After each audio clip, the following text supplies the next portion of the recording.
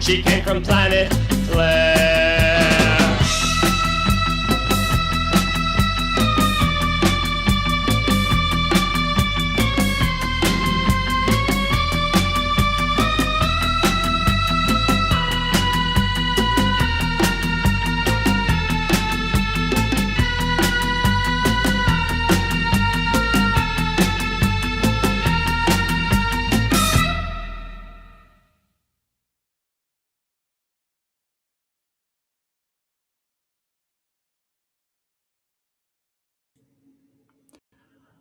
Welcome to the show. I am Harry. With me is Tyson.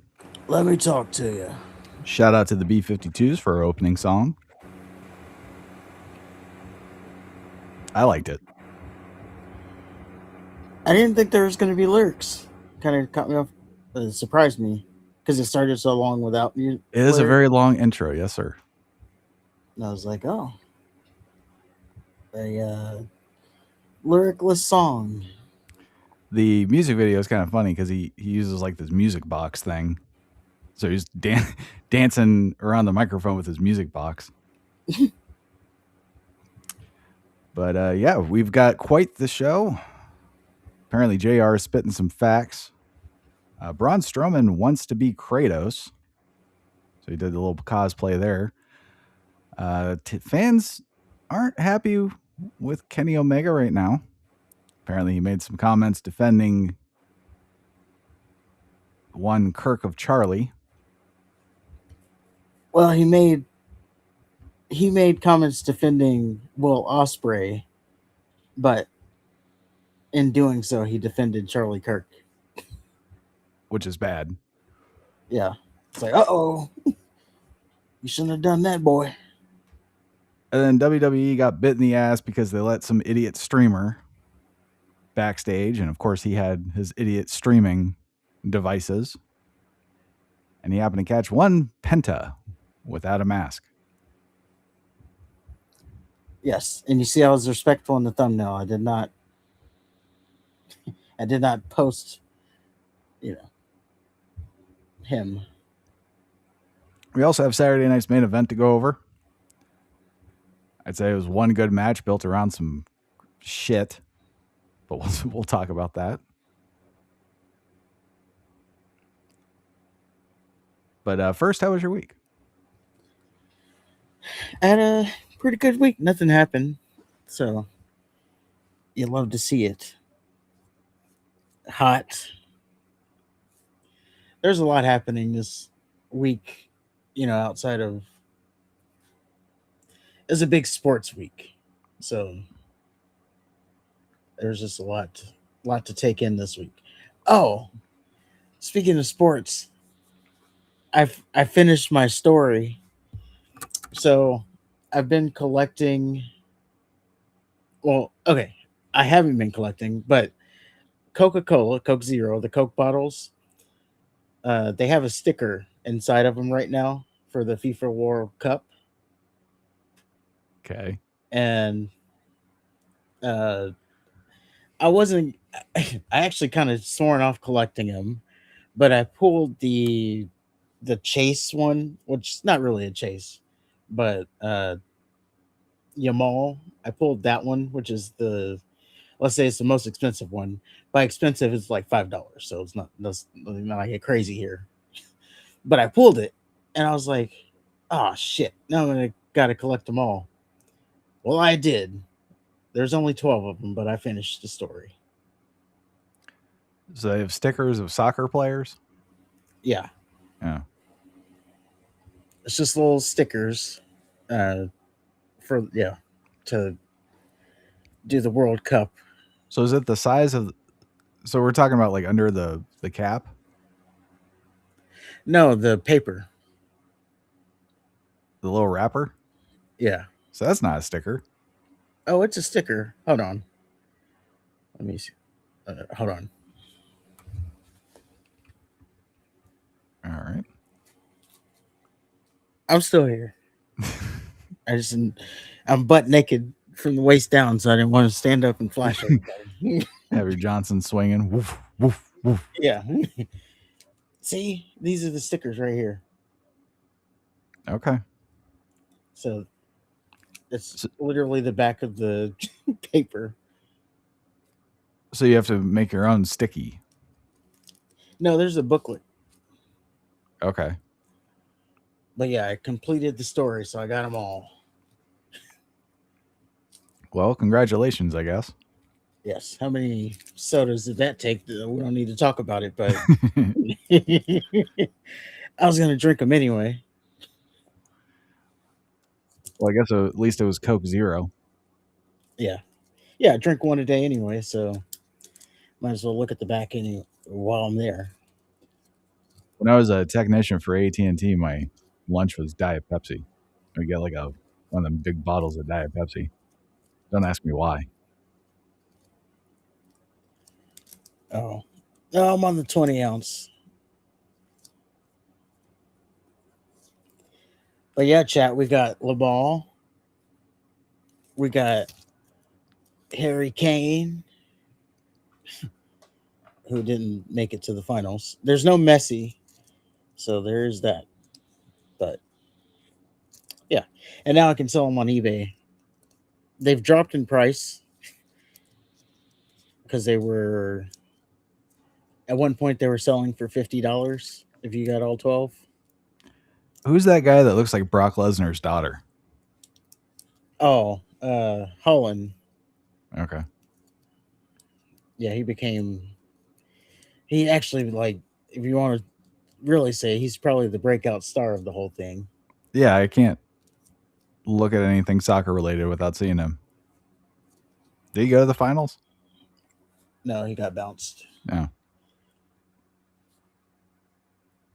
They love their losers in soccer land. Well, they made it to the Elite Eight. But yeah, got bounced out. Actually, the team they were playing, they scored 2 goals in like 10 minutes to beat them. So they shouldn't even really lost that game, but they did.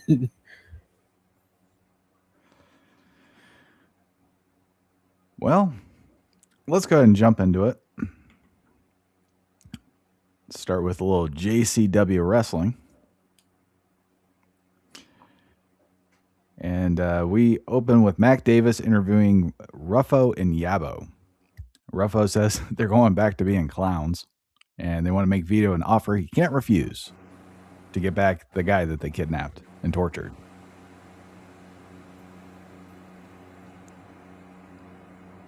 And they're like, what state is he going to be in?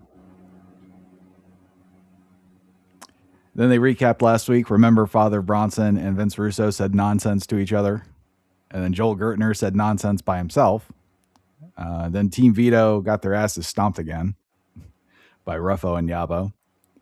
Ruffo later goes on to say he was tortured by Vito's team, and despite looking fresh as a daisy. And he got to have 5 minutes alone with the guy that they kidnapped. Baby Psycho said Josh Bishop was supposed to face Father Bronson, but Bronson said they're going to fight later. Then he attacked him with a lead pipe. Caleb Conley was involved. And the lesbian beat up Hokane. And Barnabas the Bizarre swooped in, saw a vulnerable young lady in a heap, and he didn't want to waste a good opportunity. Yep, brought her into the fold. And thank God we have not seen the zombies for a while. I was wondering what happened to them because they just kind of disappeared.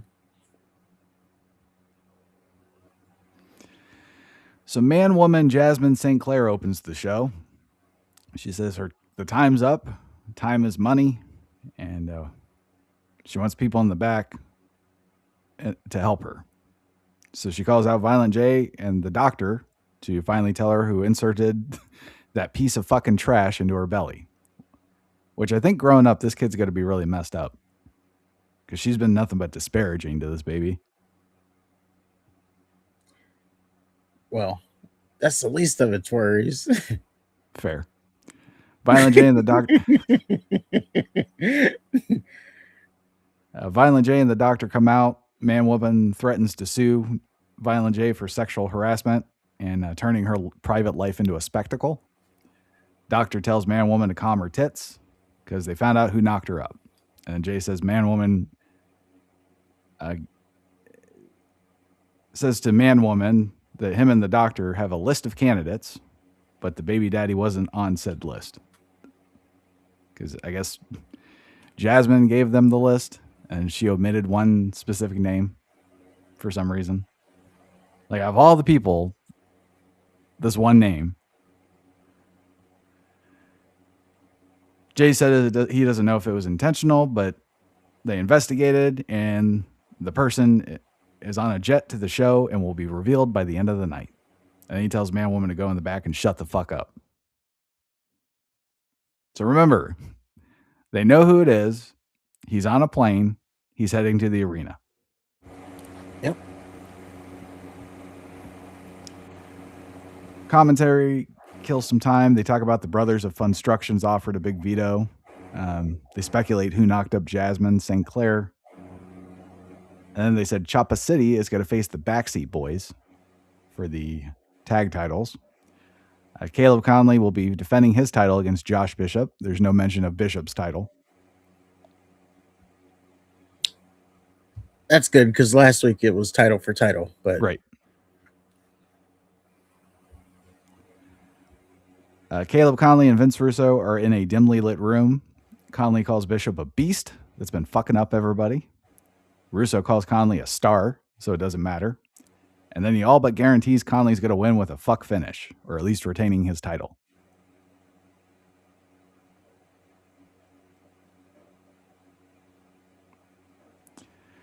Then we had a girl match.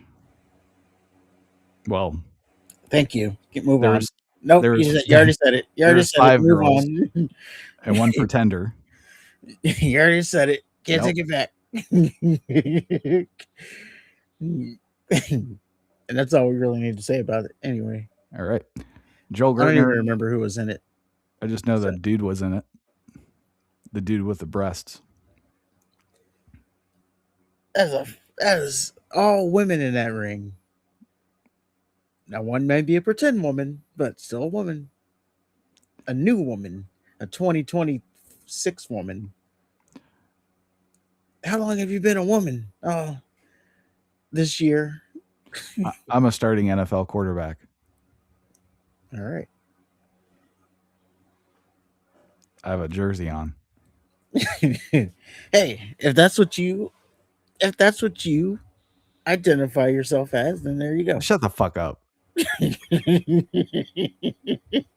It doesn't have to be true to everybody else, but hey, if that's what you see. That's what you see. So Joel Gertner and Josh Bishop are in the back. Apparently, Mac Davis told Gertner that Caleb Conley's been sending messages to Bishop, and Gertner doesn't know what the fuck that means. So he says Russo tried to buy him off because he doesn't want Conley to face Bishop. But Gertner says deals don't win wars. Winning wins wars. And that's all Josh Bishop has been doing. And then Gertner tells Conley the winning isn't going to stop anytime soon. Bishop also wants to fuck up Father Bronson because they haven't forgotten about him. And it's worth noting that Josh Bishop was making weird faces the whole time. So he is really preparing for his match against Father Bronson. And he was also lipping every, like, I don't know. He wouldn't talk. He was just lipping everything. Yeah, and then he like whispered something at the end. It was weird. I still like him though. Yeah, it's got the best look there. So Sure does. He's the anti-cocaine. yeah. Choppa City beat the Backseat Boys. Too Tough Tony and Willie Mack helped from the crowd. Tony smashed a bottle over one of their faces.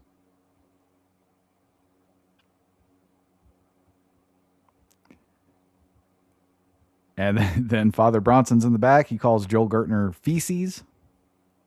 Then he says Josh Bishop is jealous of his title, despite Bishop having a nicer one. And Also really, being a champion. Right. Like, he's like, yeah, you're jealous of because I'm a champion. Well, so is he. Bronson says they're going to have a match, but still doesn't say when.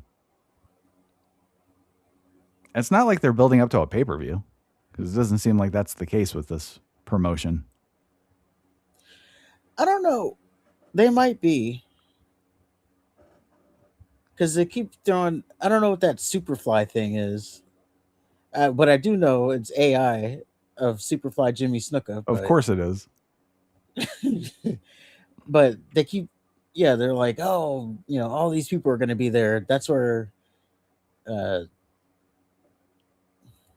yeah, they kind of let it out that Donovan Dijak is going to be there, and they said the Brothers of Funstruction before they said they were going to be clowns again. Yeah, what I'm saying is that video package thing, the Superfly Summer or whatever the hell it is, spoiled some of the things they were teasing. Okay. But I don't know what that thing is. I don't know if it's like just a house show or if it's supposed to be a pay-per-view. I don't know. I keep waiting for like another Stranglemania type thing, but that seems to be sporadic. Yeah, I'm sure there will be another one at some point. Well, they briefly show Barnabas the Bizarre talking to Hokane in the back. So they're plotting and scheming. Then it cuts to Big Vito and his other guy. Vito says he couldn't care less about the Brothers of Funstructions are clowns again. They'll always be rat bastards to his family, so this ain't over. And the brothers will free Vito's other guy, or both of their heads will be on top of Ronald McDonald's house or something. Yeah, I didn't quite get the reference there. Yeah. He calls them cocksuckers.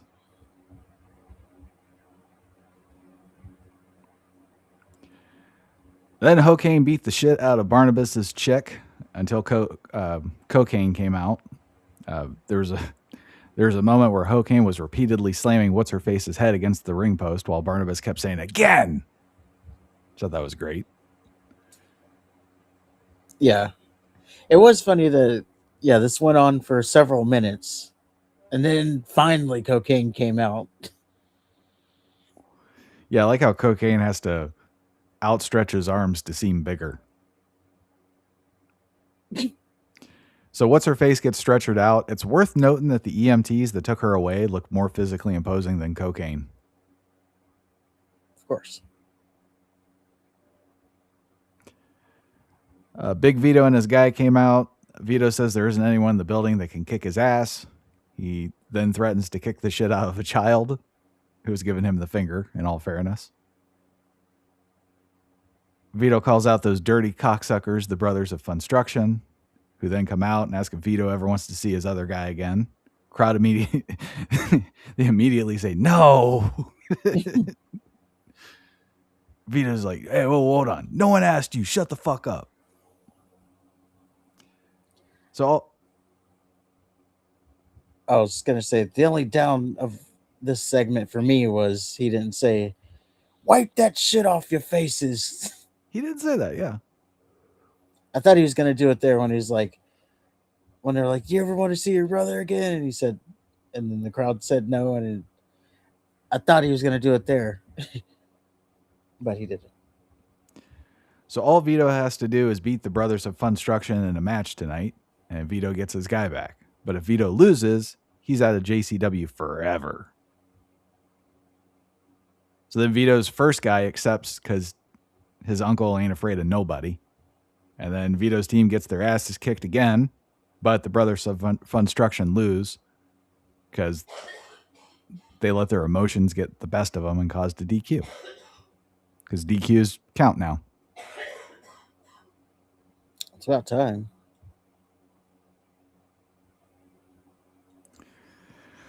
Okay, so Man, Woman, St. Clair comes out again. So does Violent J and the Doctor. Now, remember, they said that they know who the baby daddy is, and he's flying to the arena in a jet. So for some reason, they call out 3 people. It was one of the commentators, it was DJ Clay, and then some geriatric. Violent J asks all 3 about being the father.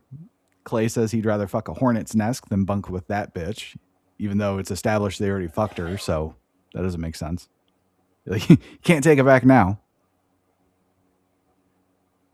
The geriatric says he'll kill everyone in the building, and then everyone in the ring, or kill himself.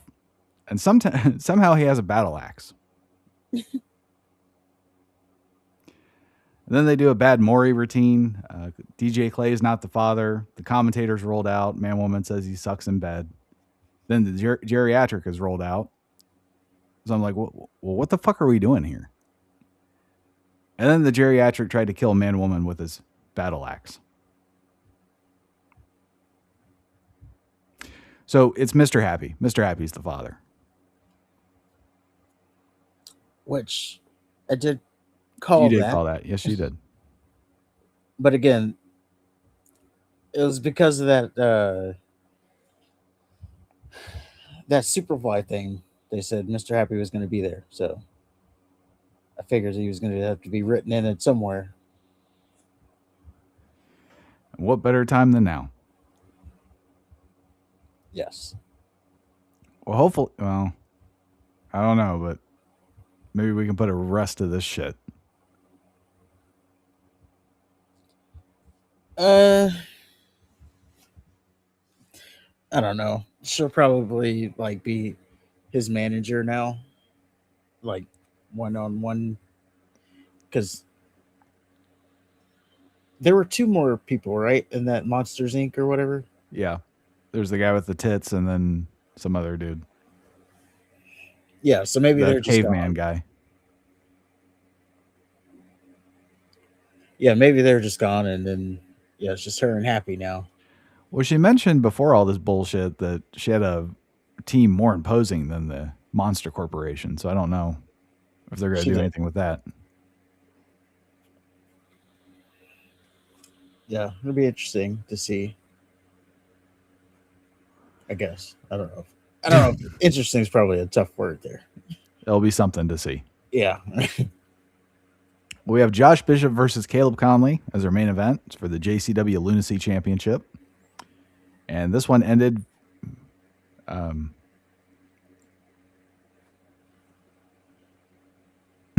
Josh Bishop ended up winning this one via DQ.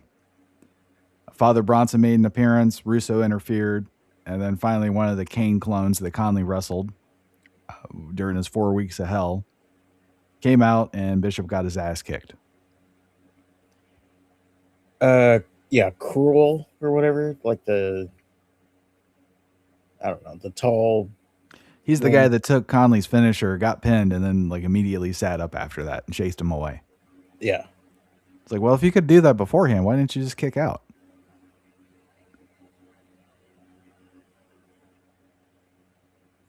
I don't know, but I guess he's Conley's muscle now. We'll see what happens there. I don't know. I seem to remember Vince Russo saying that he needed to find a way to make both people look strong. I think this was too early.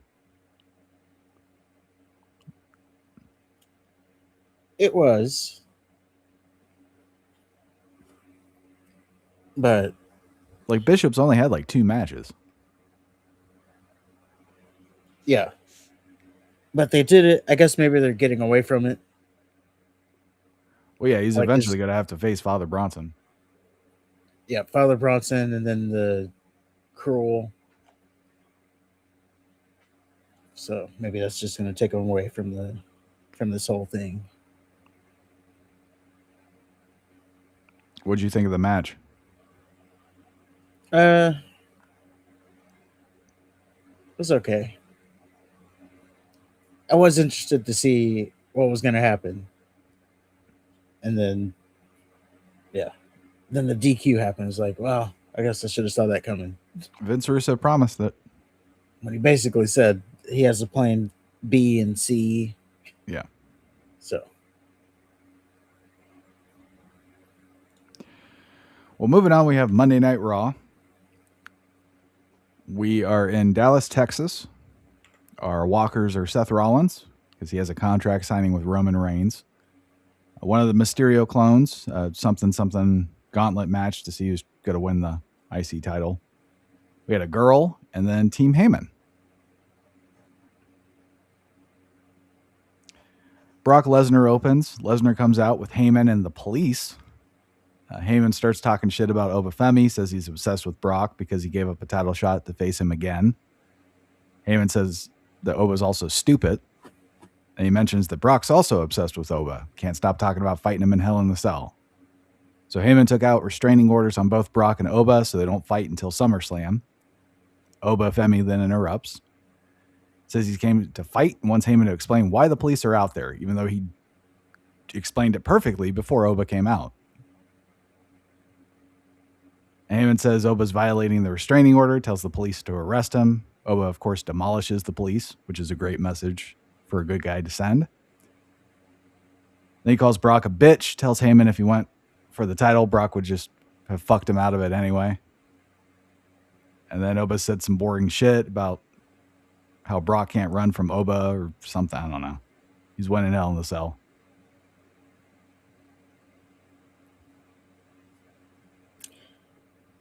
Well, it was an okay.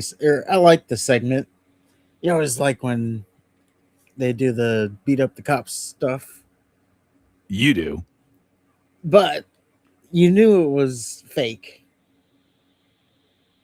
Like if this, like if this was real, you know, Not Oba one would have been taser. Oba would have been on the ground talking about I can't breathe. The ruler can't breathe. Yeah, like yeah, you knew it was fake. And then the other thing, No, go ahead. I say the other thing, him talking about, oh, we both knew he would have cost me. Okay, that's the explanation, fine. But maybe if you weren't calling him out every week, you wouldn't have to worry about that. No shit. I liked the segment up until Oba's little final say at the end. I thought that was too robotic and it's too scripted sounding. Generic. He had to get all his catchphrases in. Yeah, like, God damn it. We had a girl match after that. Anything to say about it? No, I don't even remember what it was. Cool. Out comes stupid Team Heyman. Then Otis and Tozawa come out wanting to talk to No Talent Dupree. A bunch of dumb, objectively uninteresting shit gets said. Then Otis gets pissed off at Theory, who is making fun of him, starts roughing him up. Braun Breaker gets involved. He takes out Tozawa. Then he gets decked by Otis. Then Otis starts running wild, makes Braun fucking Breaker look like a chump, dumps him out of the ring. No Talent Dupree distracts Otis long enough for Theory to punch him in the dick, and then he uses brass knucks on Otis. Breaker levels him with a super spear that Rollins already kicked out of. Later, they run into Team Heyman, later they run into Paul Heyman, and he tells Team Heyman that they don't need him because they have No Talent Dupree now.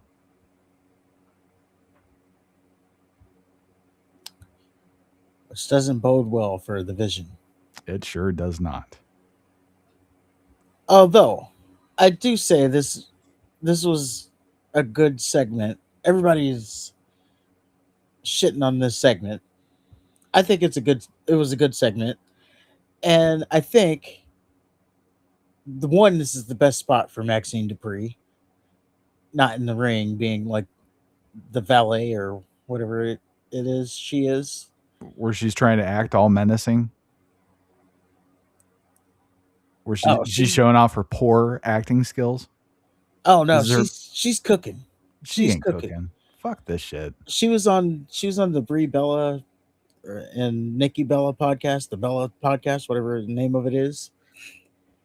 And they asked her because apparently the fans are calling this like the Temu Liv and Dom. We said it last week. She's a discount Liv Morgan. Yeah. Well, yeah, the fans are calling it the Temu version of Liv and Dom, and she's like I didn't even know what Temu was. I had to look it up. And she's like, and then I figured out it was like something poor people use. And she's like that.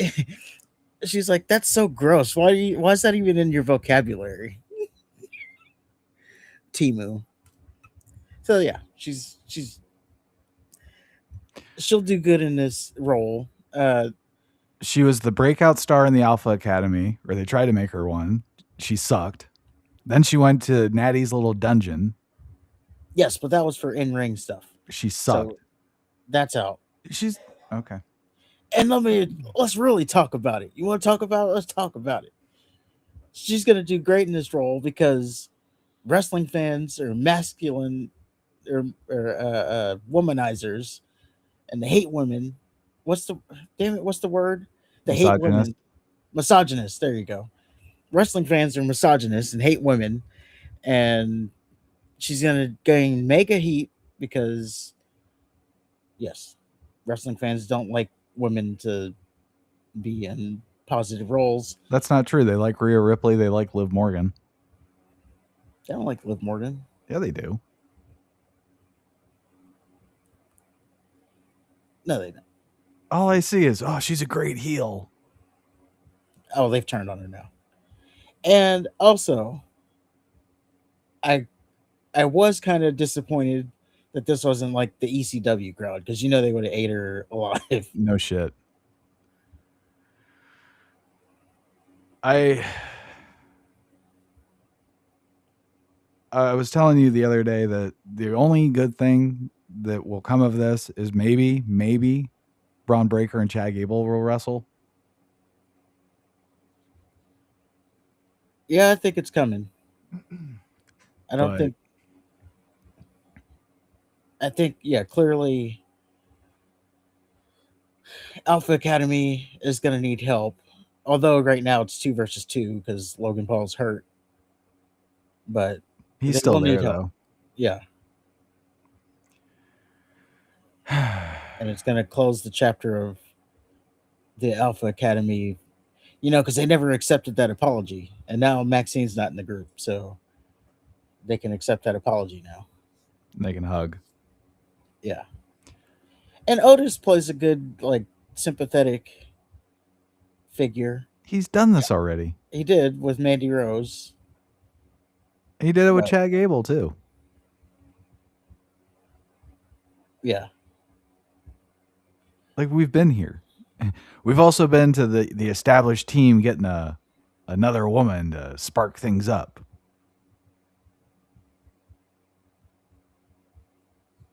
Yeah, it does mirror the Bloodline a lot, but it mirrors a Judgment Day.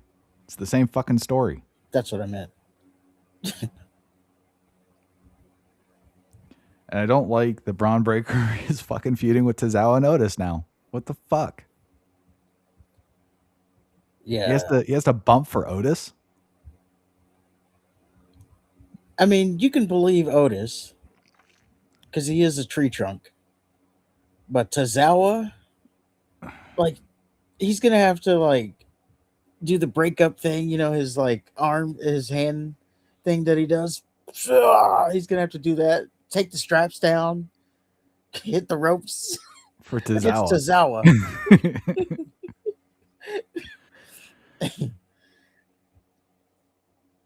They're doing him dirty. And I'm not even a Braun Breaker fan. But he's better than this.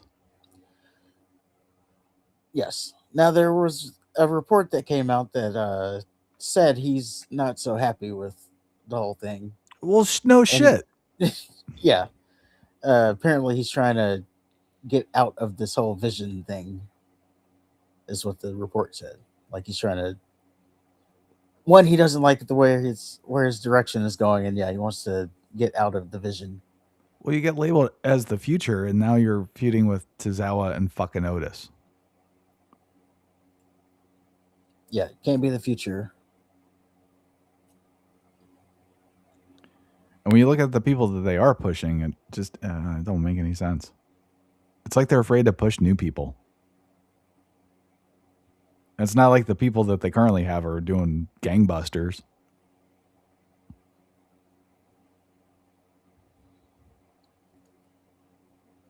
It might be too early for them, though. But we will talk about this more later, though. All right. They hyped up the gauntlet match.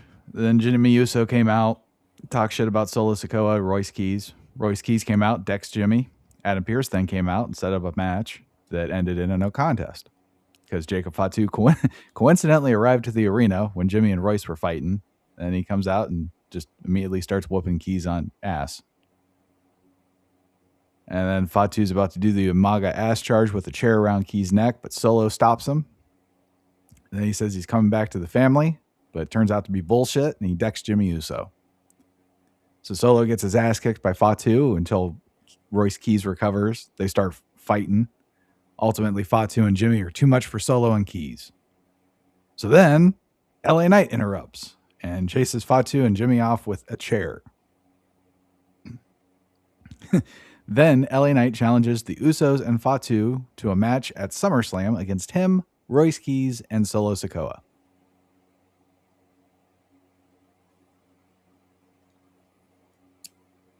We saw that coming. We did. All of this we saw coming. Tozawa and Otis feuding with Braun Breaker.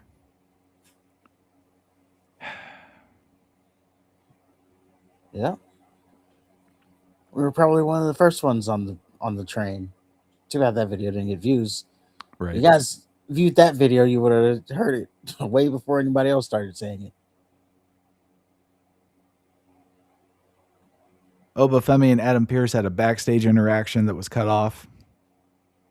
And we had some girl bullshit. Also, Big Cass is coming back on August 3rd. I'm assuming that's what the A3 meant. And again, they don't have room for Karrion Kross or Sheamus, but this useless fuck is back.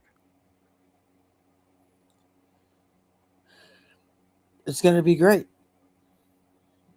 Not better than Karrion Kross.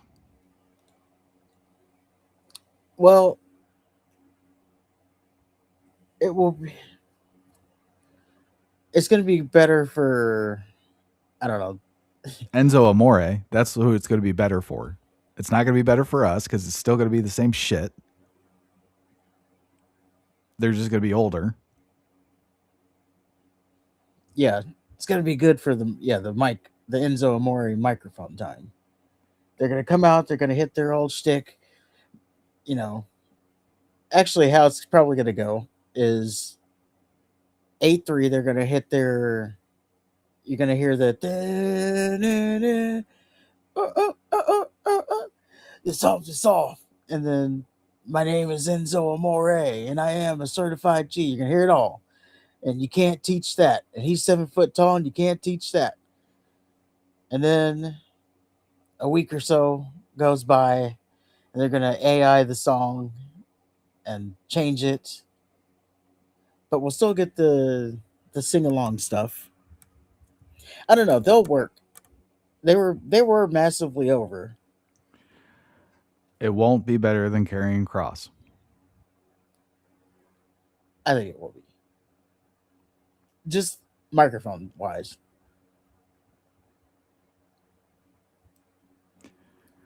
Chad Gable won. Well, I was going to say, now, in ring wise, there's not much. I mean, there's no tag team division, so what are they really going to do? I mean, they really,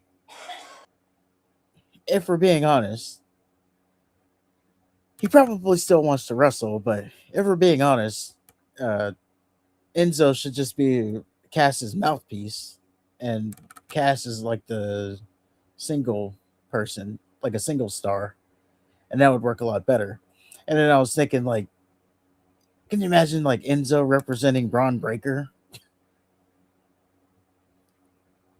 Like being Breaker's mouthpiece. Not that he needs one, but I think they could bounce off each other pretty good. Yeah, it would add to the Breaker appeal. Like he needs it. I said he doesn't need it, but it would just add more. Chad Gable won the gauntlet match. Shocker. So he's facing Penta at SummerSlam for the Intercontinental title.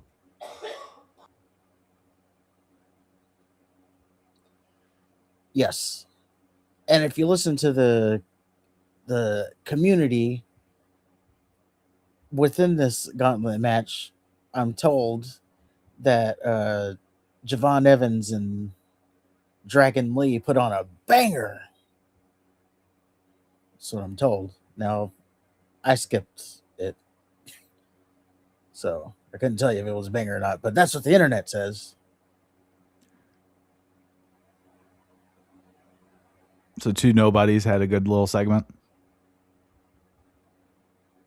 Yeah.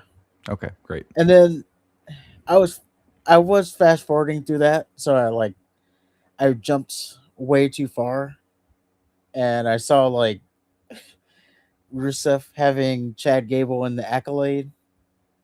I was like, what? Rusev won? Because the ref was trying to pull him off. I was like, he won? But no. I just saw Gable win and do his stupid hand claps. Which did work in Dallas. It was over there.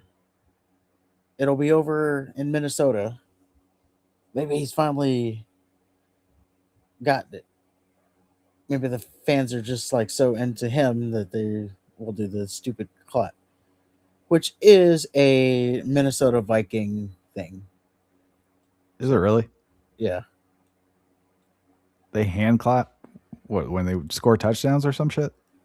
Well, I wouldn't know that because they don't score a lot of touchdowns, especially with JJ McCarthy as quarterback. But yeah, apparently, I think they do it like, I don't know what, maybe, yeah, we could say that. So it's just like their thing that they do.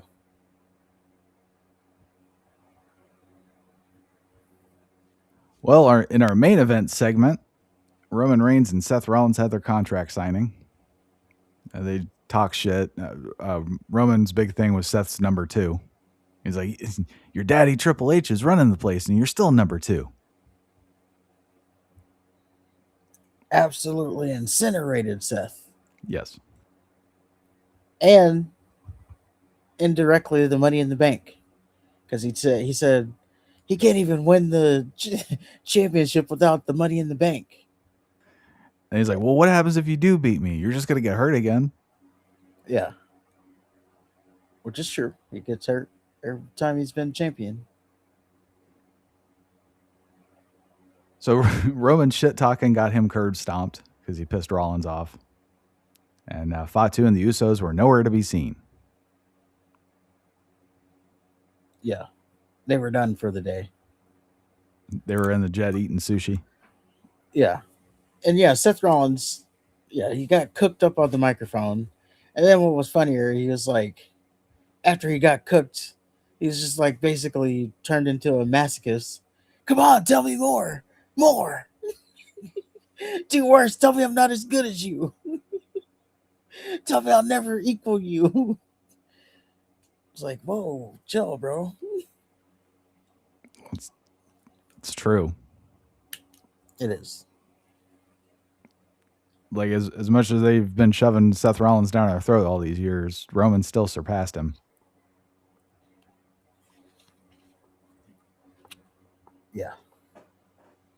I don't know. It wasn't close. The real debate becomes if he's even number 2 of the Shield or not. Because Moxley is in AEW, so, but, like, yes, he's in AEW, but, you know, he's the ace over there. Like, he's the biggest, well, he was the biggest that they have over there. Probably the face of the company for a little bit. He was champion forever. Yeah. So the fact that he left and held another company up, maybe that makes him number 2 over Seth, who's always been WWE. Like, he's only been in the WWE bubble, so. I liked Dean Ambrose. I just didn't like the whole lunatic friend shit. I didn't know what it really was. I didn't either. I don't think anybody did. Also, that thing where he gets hit into the ropes and he does that slingshot shit, I didn't like that either. Yeah.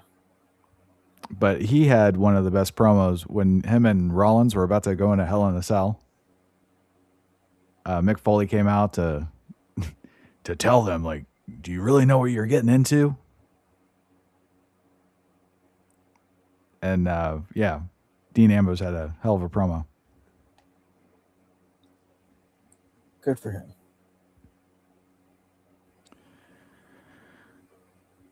Well, we're moving on to SmackDown. We're in upstate New York. They recapped Cody Rhodes and CM Punk setting up their match last week. Then they recapped Gunther pushing Nick Aldis' shit in. So Gunther opens, says he prides himself on being a professional, but he's been mistreated ever since he came to SmackDown. Says Aldis is probably jealous because Gunther is the greatest professional wrestler in WWE, and he should be champion right now, which is facts. Aldis made this personal and is preventing him from being champion. So Gunther laments on being in a tag match with Sami Zayn as his partner. He says Sammy's a bum. He's beneath me. Adam Pearce interrupts, says Gunther would be fired if it wasn't for Nick Aldis, who begged to the powers that be to let the tag match continue. And we learned that if Sammy and Gunther win at Saturday night's main event, the title match now becomes a fatal 4-way. Which, God, I hope not. I was gonna throw that out there. I guess hindsight's 2020, of course, but to add some stakes to the match, they could have, whether it happened or not, they could have added that stipulation. So they ended up adding it. At least that makes that tag match mean something. It's not just a random tag match. Yeah, so I'm saying it gave, meaning to the Saturday night's main event. Other than just like, can they coexist? Well, Cody Rhodes interrupts. He kicks Gunther's ass because Gunther needs to look like a bitch. And then he challenges Gunther to a match tonight. Pearce says, okay. And then we cut to Adam Pearce in the back. He strips Rhea Ripley of her title and says a new interim champion is going to be crowned.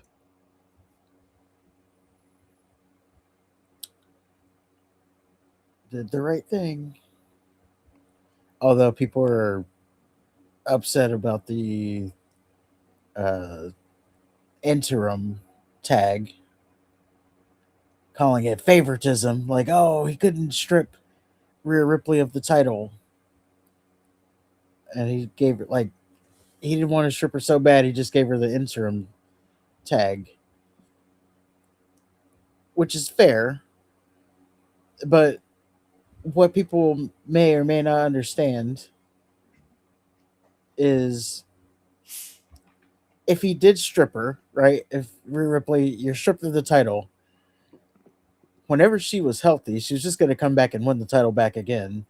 Like, she wasn't Right. not going to be champion. So she was just going to win the title back again, and you'd be mad at that. Oh, Rhea Hogan, she always wins the title. And then there would be another arbitrary number added to her title reign. And you'd be mad at that too. What they should do is when Ripley's ready to come back, they should give Chelsea the belt.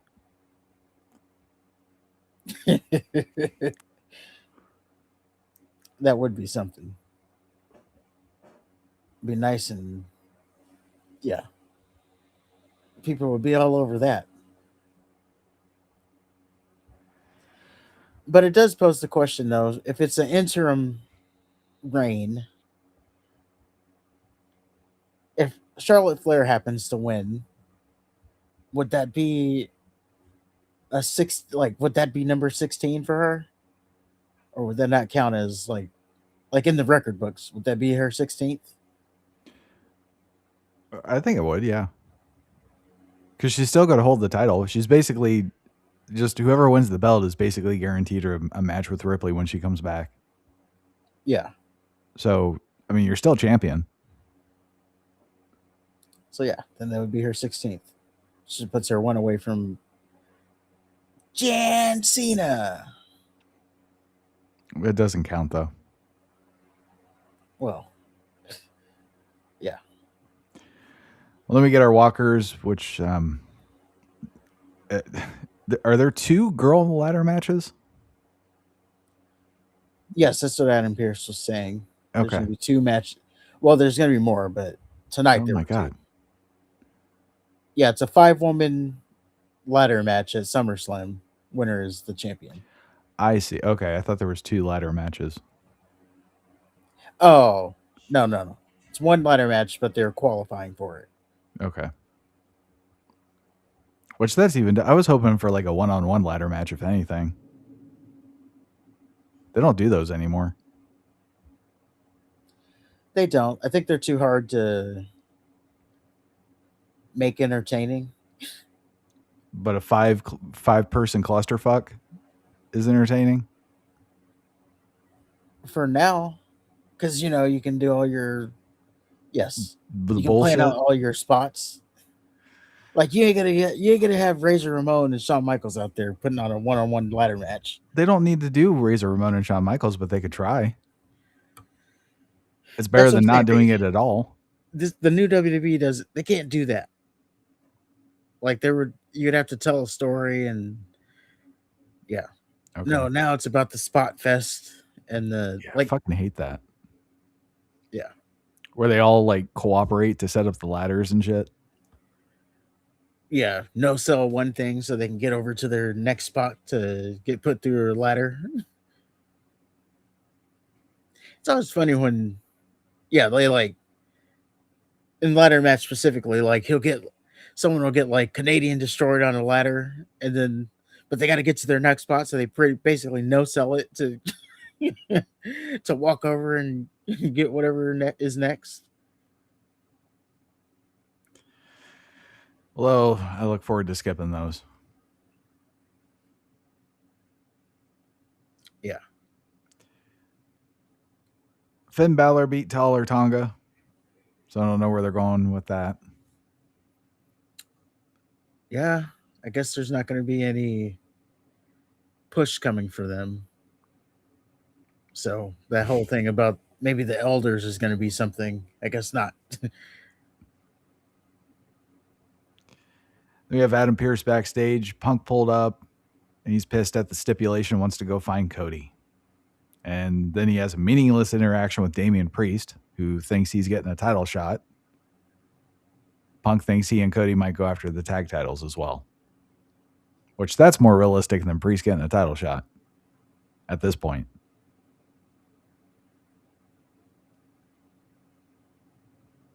Yeah.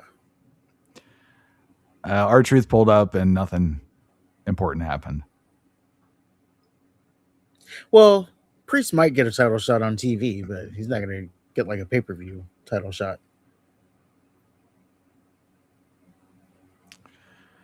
They had a Baron Corbin promo, which, again, they couldn't make room for Karrion Kross, but we have Baron Corbin, who has his sights set on a mid-card title, so he's really aiming for the stars there. Trick Williams was then interviewed, and then he just talked shit about Corbin until Carmelo Hayes interrupted, and they talked shit together.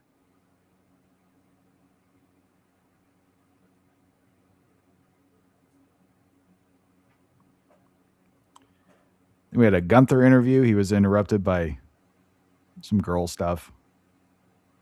Johnny Gargano's woman pulled up and she said something stupid. And then Dana Brooke, or what's her name? Blake Monroe. Blake Monroe kicked her ass. Yes. The funniest thing about this is Johnny Gargano was just let plank. It happen. Yeah. Yes, he was doing his plank, and that didn't wake him up. I did think for a second, so she beat Candice LeRae's ass, and then she walked over to Johnny. I thought that was gonna wake him up, like like he was gonna he's in his coma, and then his eyes just like wonder looks real quick. Yeah. That'd be something. Do nothing while your wife gets her ass kicked, and then swing. Wouldn't be a good look for him, but not at all. The Viking Bikers beat Axiom. They've been calling out Priest and Truth for weeks, but they get Axiom instead. Are they facing at Are they facing each other at SummerSlam? No. What the fuck? Actually, I don't know. They said something about having to prove themselves, so it's like WWE backtracked on it. So why the fuck? Okay, God damn it! Why have they been challenging them? They've been straight up challenging them. They have, but then this week they said that they had to prove them, or they were going to prove themselves, or something against R-Truth. No, I don't know. They just what it is WWE doesn't know when to do this match, or if they really want to do it. They have 2 nights of SummerSlam. How the fuck can they not fit this match in there? They could, but you're gonna put the Viking Raiders on, or what are they now? The Night War one. Raiders. Night one opening match. Easy. Yeah, they're desperate to sell tickets up until now. So I don't know if that was going to be the best solution. They might have figured it out now, but Look, if and also if Punk, Cody, Roman, Seth, and the other matches that they have, if that's not enough to sell tickets, it doesn't matter one way or the other about the Viking Bikers. But you've been telling me for weeks that the Viking Bikers want their fucking tag titles. And now all of a sudden they need to prove themselves. The only logical conclusion was to either have them wrestle tonight at Saturday Night's Main Event or at SummerSlam. If you're not doing both, then you wasted my time again.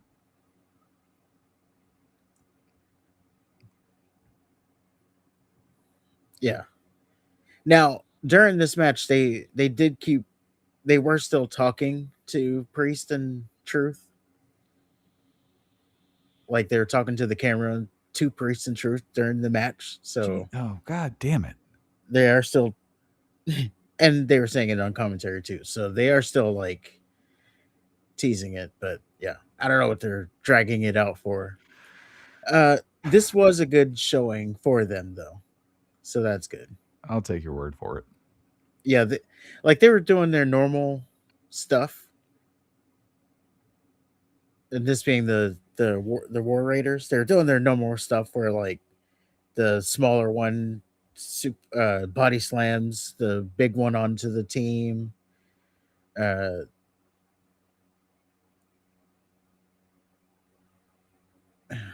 Which one? Ivar's the bigger one. Ivar did his moonsault, like he stacked Axiom up and he was going to hit him with a moonsault, so he did the moonsault, he just missed. So, the crowd was reacting to their stuff, and it was good for them. But it's like, I mean, if you've watched their match before, you've seen all this. Let me get Punk and Cody backstage. Punk just says he's going to watch Cody's back. Shocker. And then we get a completely pointless Danhausen interview.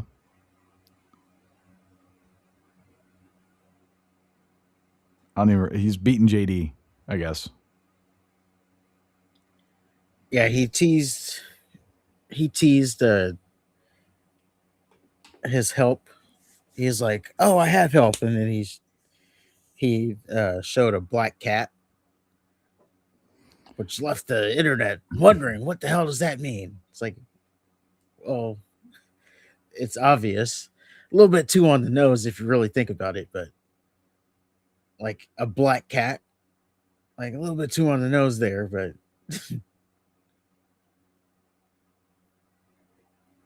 it was a giveaway. You see, because the New York Knicks player's cat, which is Karl Anthony Towns, KAT.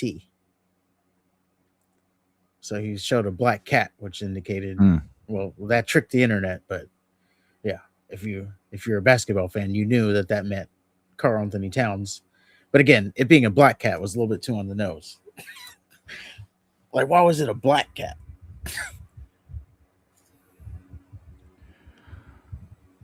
Well, then Gunther and Cody went to a no contest. All four guys in the tag match brawled to end the show.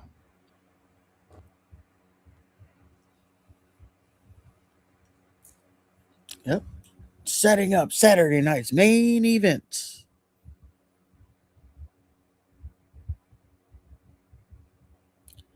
Now, I will go ahead and put it out there now. So I was doing my deliveries, and I took a big order, a shopping order at the Asian grocery store. I bet that was fun. It was. I'm getting better at that place. But I took the order at 3:30 and ended up being late for the show. So I missed the first two matches. One of them being a girls match, and the tag team match at that. So there's no biggie there. And then I missed the Danhausen match. but I know what happened. So I did miss the first two met. Basically, I missed half the show because yeah, I was stuck in the Asian grocery store. Well, we are in Madison Square Garden. Our walkers were some Basketball American, Danhausen, and then JD McTurd. They're scheduled to have a 5-star Mac Classic. We had Gunther and Sammy because they're teaming to face Cody Rhodes and CM Punk, who are also walking.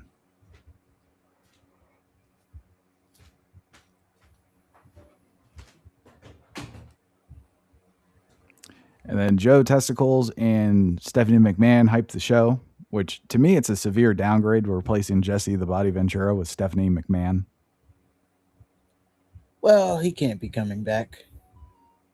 It is funny that the last time we saw him was him wilding out because someone was walking through the cage as the finish. He knew the wrestling rules. He didn't know the rules.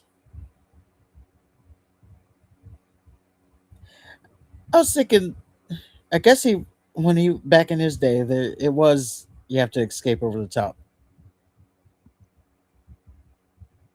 So I was like, why is that a surprise to him that you can escape through through the door? I always remember the door being an option. Even with the blue cage.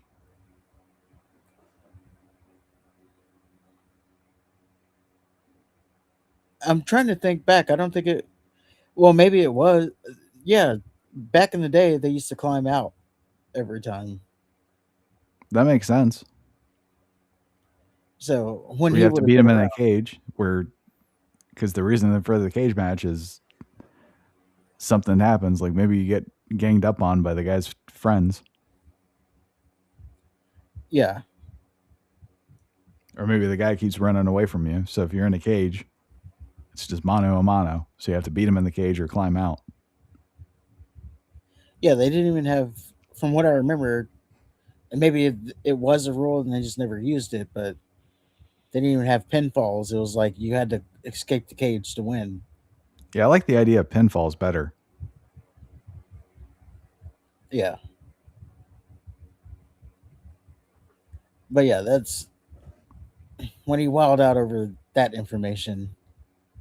It hasn't been brought back since. Yeah, now we have Stephanie McMahon. Yeah. Who has her uninteresting podcast. Sure, it does great. I don't know. So we have new women's tag team champions. I don't know. It seems like they could have done something more with Bella and Paige. Like the one Bella, the one that got hurt is jealous that Paige stole her spot. And maybe Paige and the other Bella are getting closer. Maybe she even calls her sister. And that pisses off the other injured Bella. And they could, have done something. But no, they just lost. Yeah, I always thought, they were going to turn on Paige when the other one was ready. But, yeah, they lost.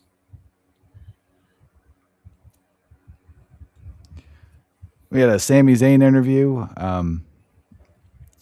He said he had to smash his head repeatedly through a glass ceiling to get his title.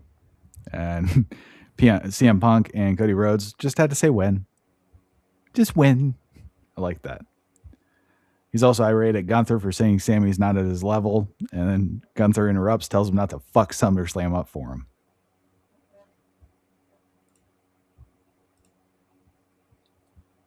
Gunther's always blaming someone else. Yeah. Then we had a stupid Danhausen JD McTurd hype video. So this is a no DQ match brought to us by Arby's because they have the meats.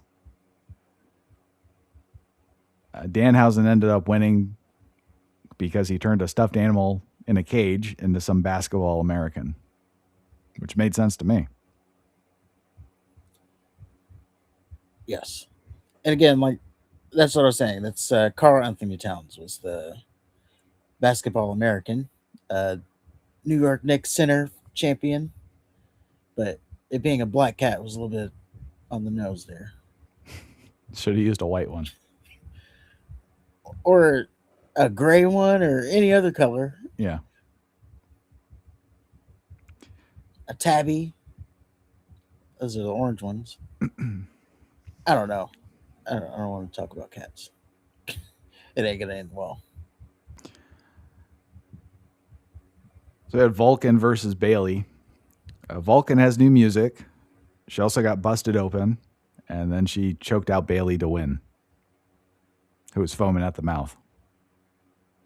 Yes, she, I guess, has a new finisher, which is a bulldog choke. So she choked Bailey out and further beat her ass after the match. Yeah, she did an FU to Bailey on steel steps, but you know, the girl, so it wasn't nearly as impressive as when Cena did it. And yeah, seemingly she beat Bailey's ass to AEW is seemingly what she's done there. Because, you know, Mercedes Moné has been doing the whole tease that Bailey's coming to AEW. So when does her contract expire? No one knows, but this being Mercedes, keeps teasing that Bailey's going to be there in October. So okay, this would be about around the time if that's going to work out.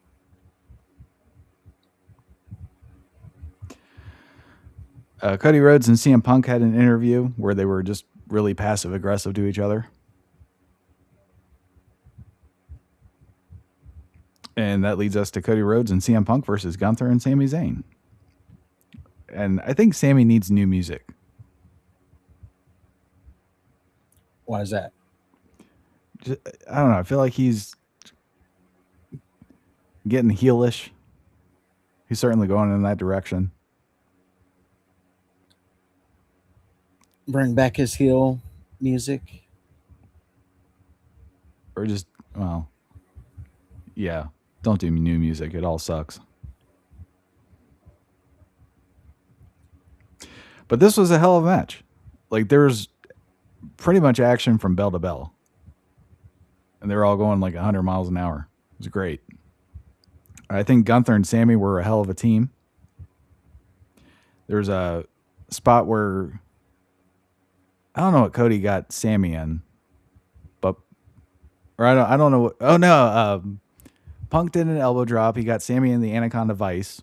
Gunther tried to save him, but then Cody stopped him and got him in a figure four. And Gunther, instead of reversing the figure four, he rolled over, gouged CM Punk's eyes out to save Sami, and then he goes, Sami! And Sami saved Gunther. So, yeah, they were a hell of a team. Then the finish happened.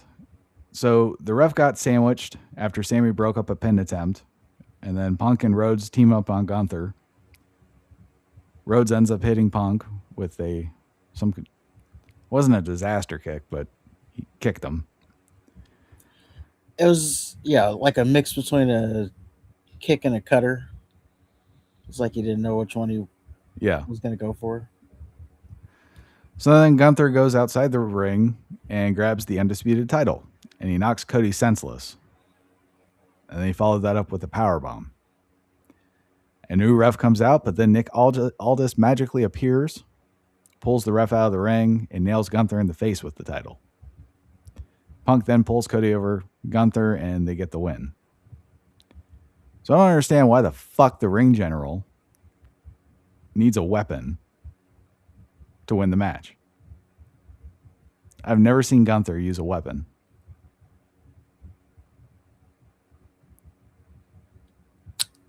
I'll be honest, I didn't even think about that.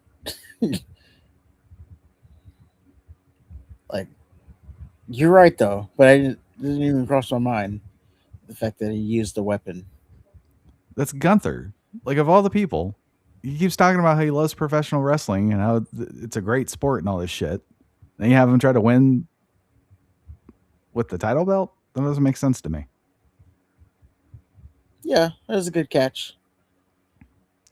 They did they did get me though. I thought it was going to be a fatal four way. The point where Cody hit CM Punk. Well, it was when they were teasing like Punk had his eyes closed because he got gouged in the eyes and he's reaching for the tag, and he's like Mhm. Cody, Cody, but Cody was down, and then Cody gets up on the apron and Punk gets knocked into him. I thought that was I thought they were going to actually do it there because Gunther got the uh, sleeper in. Oh no, Punk just easily got out and almost GTS'd him. Yeah, silly me. And then yeah, when Sammy broke up the pin and kind of did the ref bump, uh, I thought that this was going to lead to them eking it out, but No, I no. suspected that when they said that Aldis begged to have the match continue or stay on, I knew he was going to do something.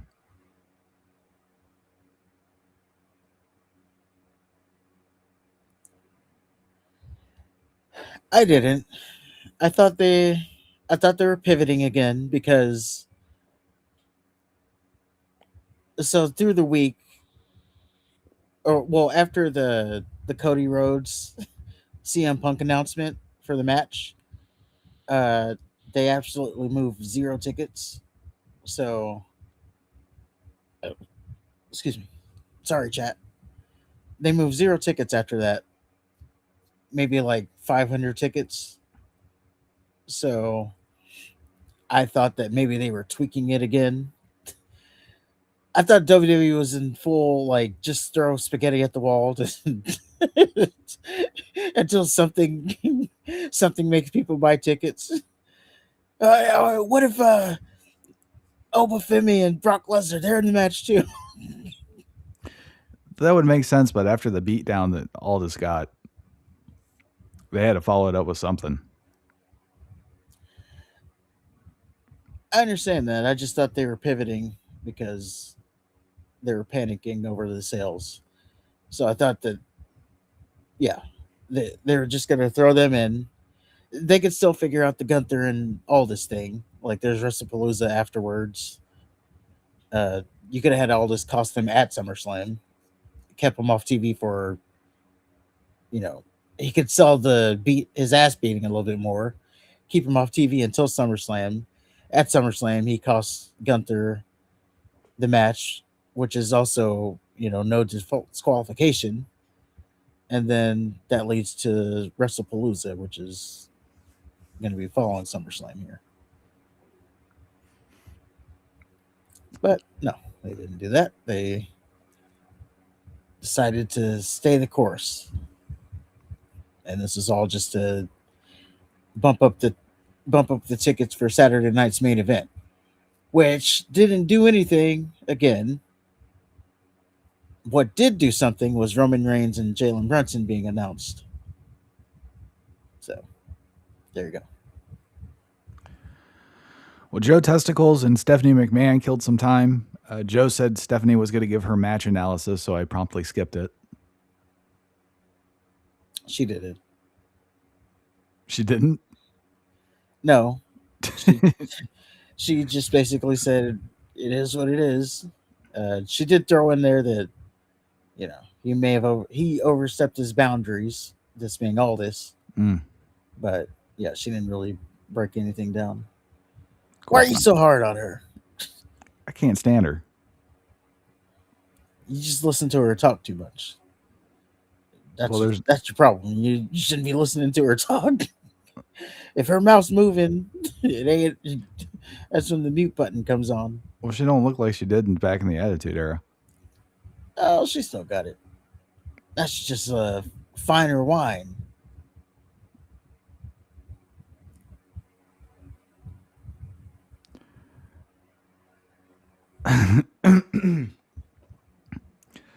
So Roman did something with some basketball Americans.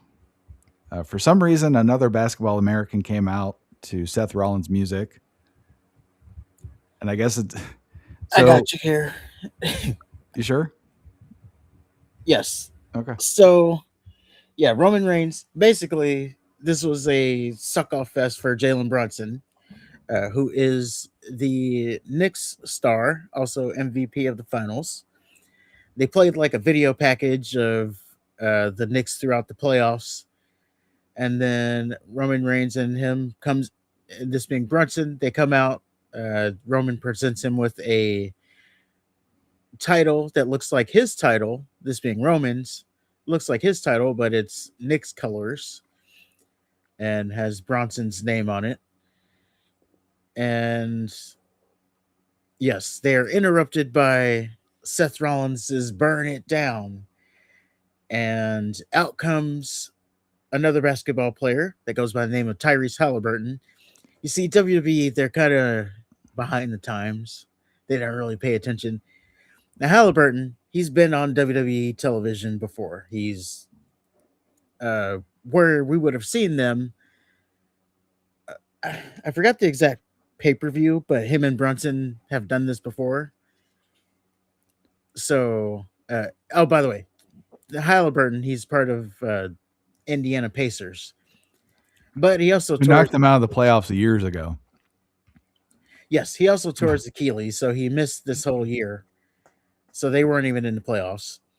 But they're trying to play up that Halliburton is Brunson's biggest rivalry because, yes, they knocked him out of the playoffs and Years ago. That's important. last year.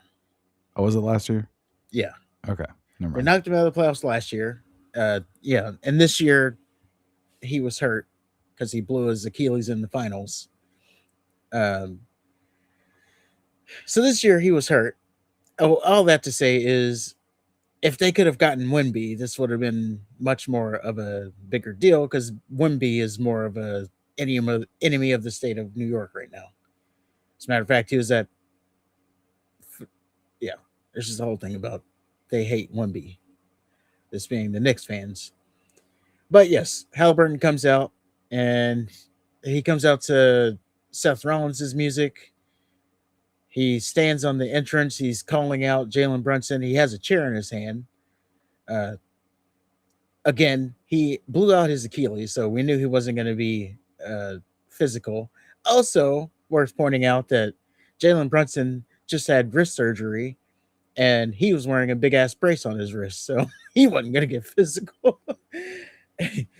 From behind, Seth Rollins attacks Roman Reigns. They scuffle a little bit. Rollins gets the best of Reigns. Then he teases that he's going to attack Brunson. Roman Reigns gets the... Whoa. I'll take over from here. So he beats the shit out of Roman Reigns. Like, he hit him with the chair. And he sets him up for the curb stomp. Then Brunson, who you said has an arm brace on, gets in Rollins' face, preventing him from attacking Roman any further. Now, Rollins has had a trench coat on this entire time, but since being confronted by a broken-armed, basketball player, things get serious. So he takes off his jacket, and he's ready to rumble with the broken-armed basketball player. Then Roman Superman punches Rollins and hits him with a spear.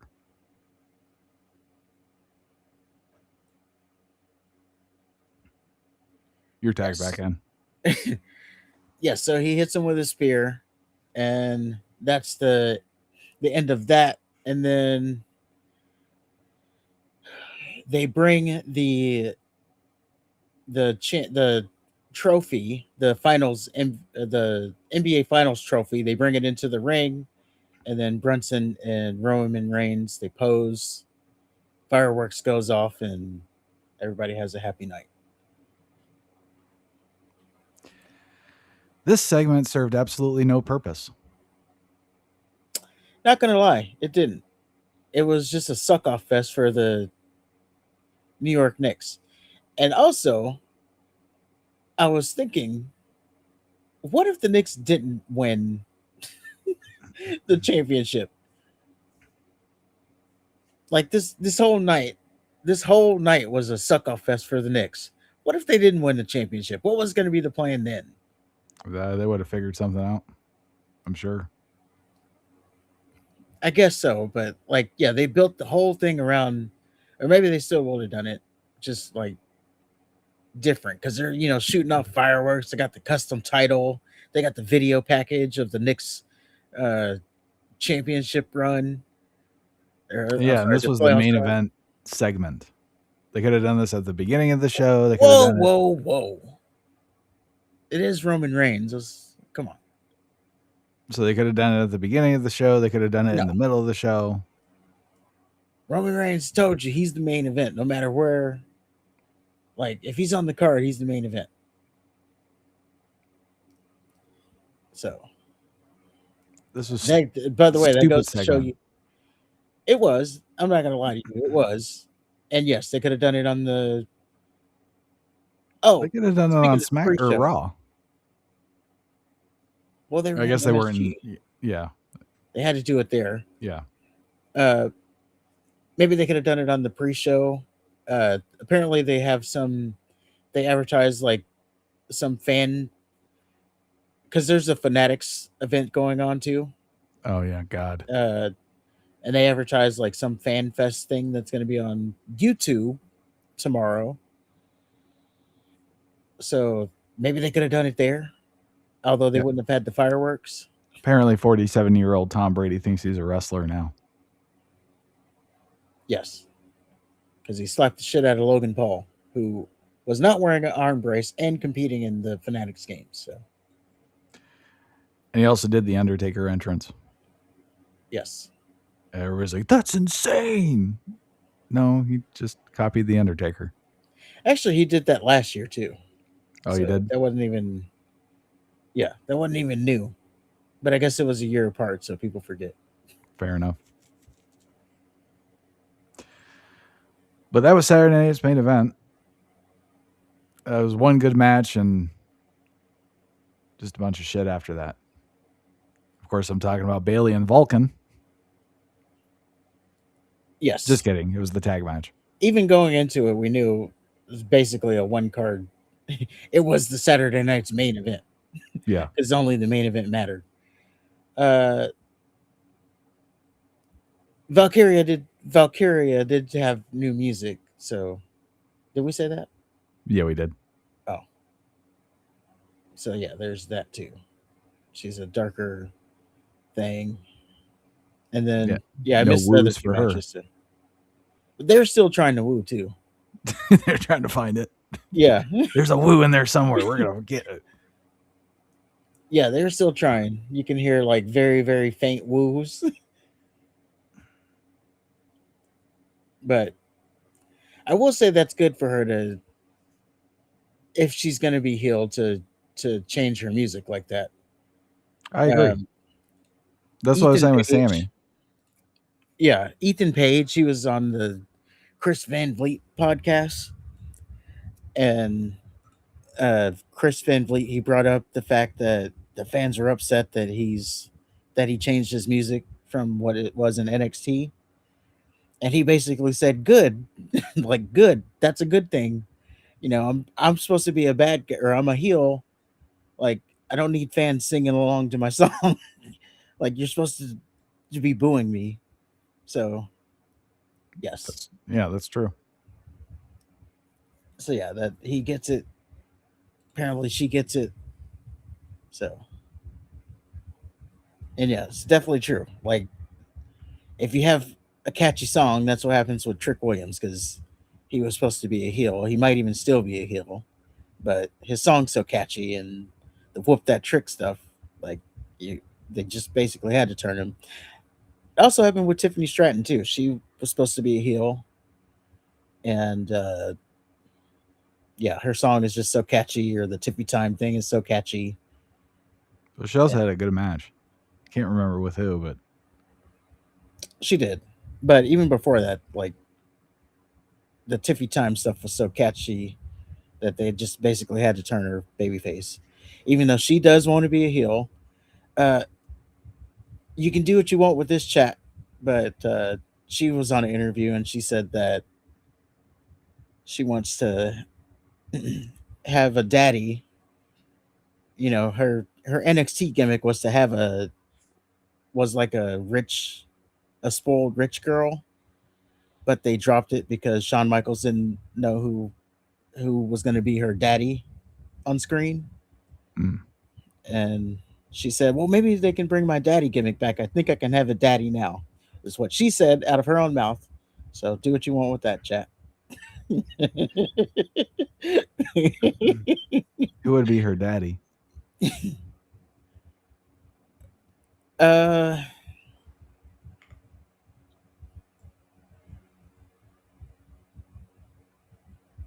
don't even know. Like, there's no one. Randy Orton's the only one that comes to mind for me, for some reason. Because it'd have to be somebody that's significantly older. Yeah, so I was gonna say, there's no one like, I don't know who would be old enough to make us. Honestly, the first person I thought of was Ric Flair, but he's not in the company, obviously. But he also said some disparaging shit about her. He did. So I don't think that's gonna happen. But yeah, well, I just think it would be someone around like that age. See, I was thinking somebody that's a current wrestler, so they can interfere in the matches and shit. Yeah. Yeah, then it'd have to be like Randy Orton. Maybe you can pull someone who can still wrestle, but is older. Yeah, he's got to be big enough to like defend himself against the other wrestlers too. So it couldn't be like, Gargano. Yeah.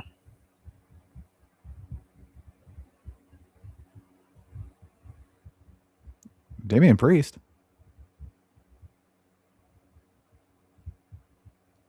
No, he's not old enough though.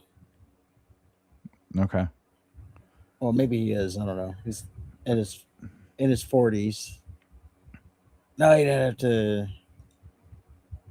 Now, this is not her dad. This is her daddy. So, like sugar daddy, yeah. Yeah. That's what I'm saying. But he'd still have to be like physically imposing enough to kick somebody's ass. Yeah. Because she's eventually going to wrestle somebody has a wrestling husband. And that guy's going to have to get involved. So her sugar daddy needs to take him out. I don't know. That could work. Yeah, just have to be. He's an ass kicker, but she treats him like shit. Well, yeah, because although from what those relationships would have you believe, they're not sexual. They just get the money from the guy. That's what they'll have you believe. Although Hugh Hefner definitely didn't have it that way. He was very open about how sexual he was with his bunnies. I don't even want to think about that. They'd be like throwing raisins in a mine shaft.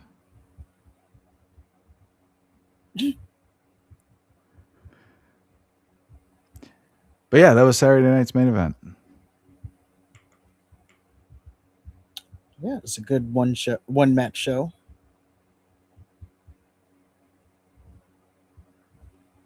I think overall it was a better thing for me because I missed the first two matches and the commercials and all that stuff.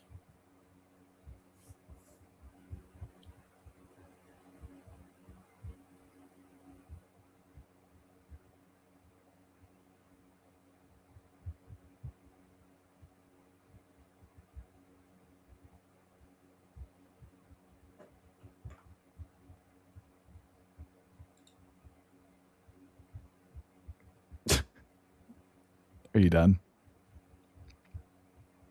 Huh? Did your microphone break? No. Oh. Oh, you can hear me? Yeah. We're good now. Oh. Yeah. But yeah, we are flying through this show. That was a good thing. And I think with that being said, we're already on to the next segment. But you got to do your thing first. So Next week we have WCW Spring Stampede 2000. Our main event is Jeff Jarrett and somebody. Oh, DDP. DDP and Jeff Jarrett. They're wrestling for the title. The rest of pay-per-view is basically a tournament for all the championships because Eric Bischoff's back and he's working with Vince Russo, and they decided to rebrand the entire show and vacate all the titles. So this is the aftermath of that. That's all the titles: the tag team titles, the hardcore title, the cruiserweight title, and the U.S. Heavyweight Championship.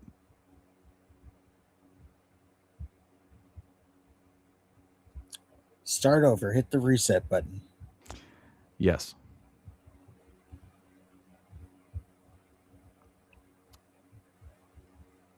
But yeah, looking forward to that.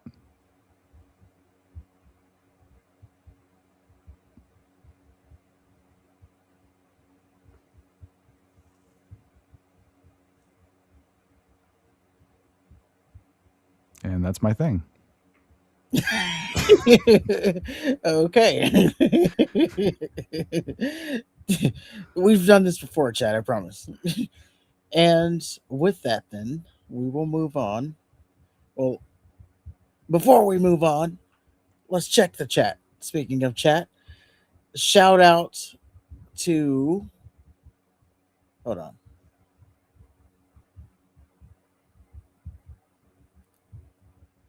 Hold on. Where are you at?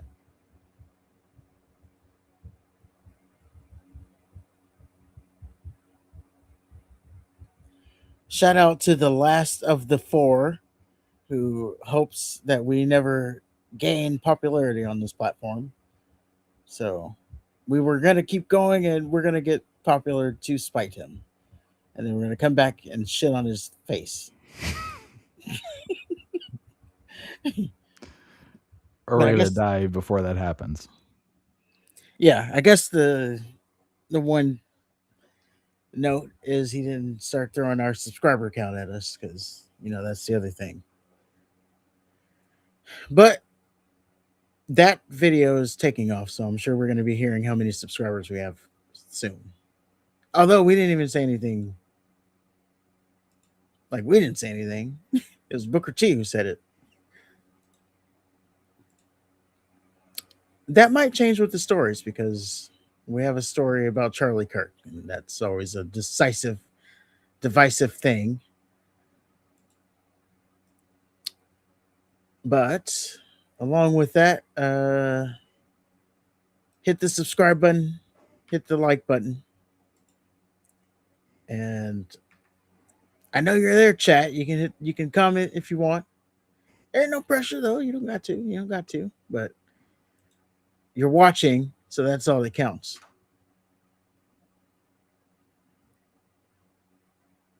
And I say that because I'm trying to maneuver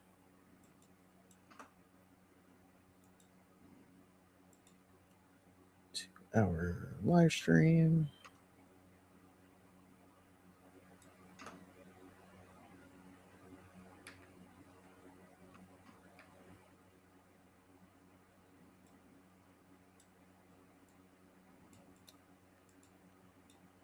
And as we go into the stories, we're going to start light and then we'll go to a little bit heavier stories. And we're going to start here. So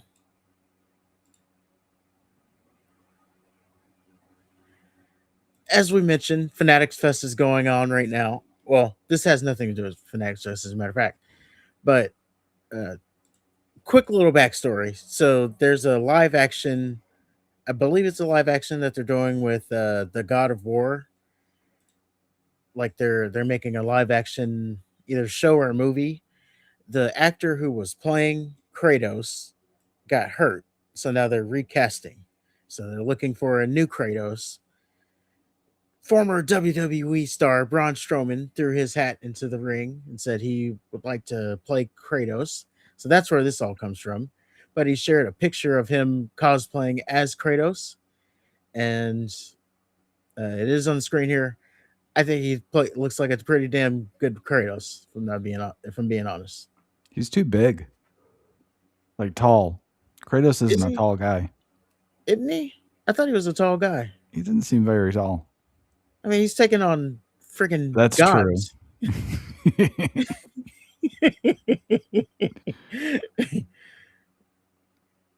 But yeah, he does look. He is an imposing man, especially with that axe. I think he'd be a good Thor. He would be a good Thor. See, Thor was like bigger too. Bigger than Kratos? Yeah. Did you play the video game? No. Oh, it's a good one. I was thinking of it. That was the one on the PlayStation 5. I have it on 4. Kratos, Ragnarok. Yeah. Wait, no. Sorry, I'm thinking of the one with this kid. That's the latest one. I think the latest one's about his wife or some shit. That's the one coming out. And people have a problem with that, but that's here nor there. Again, it's all fictional. You have a problem with, I don't even know how much you see the character in God of War, so. Well, they kind of pussified Kratos. I thought he was dead. Kratos? Yeah, in the new one. Oh, shit. I can't remember what happens. Yeah, that sounds about right. No, I don't know. She resurrects from the grave. I don't know. Whatever. She's dead, and I think he dies at the end, I think. But he's died a couple times. Has he? Yeah, he got killed by Zeus, and he had to fight his way out of Hades. And then I think Athena killed him at one point. Oh, so they have like real gods in there. Like these aren't just made up gods. These are like actual. If he's fighting Zeus, you're fighting Zeus in a video game. Do you not remember God of War? I've never played it. Ever? No. Oh my God! So the first 3, it was like Zeus and Hades and all that shit, and Poseidon. And then they rebooted it, and it's Norse gods.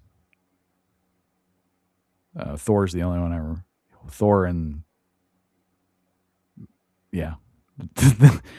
Odin. Yeah, so those are real gods. Yeah, I've never played. I never played it. Actually, only recently played Uncharted. And by that I mean I played like Uncharted 4, which was pretty good. Yeah, they're good games. Yeah. And it's a little bit stressful, I'm not gonna lie. Like, no, I'm talking about Uncharted. Like, it's a little bit stressful. You're getting in so many damn situations. Just like the stress levels are like through the roof. Like, why? I just need a calm moment in the game. Why do we have to be doing this again? Well, yeah, the God of War games were awesome. And it was very, like, you felt like an ant fighting all these giants. So the scale was awesome. The combat was awesome. And Kratos was a Spartan who made a deal with Ares.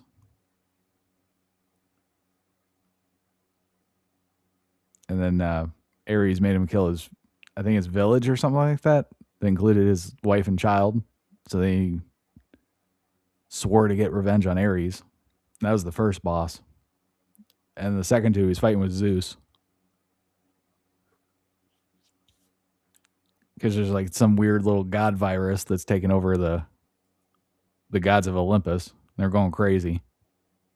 So Kratos has to kill them all. But he's like a barbarian and a savage. in the first 3. And the Norse one, I don't know, he's like a dad. He's all pussified. That's fair. And having a entire game, with his wife as the main playable character, that's just so far away from what God of War was. Yeah.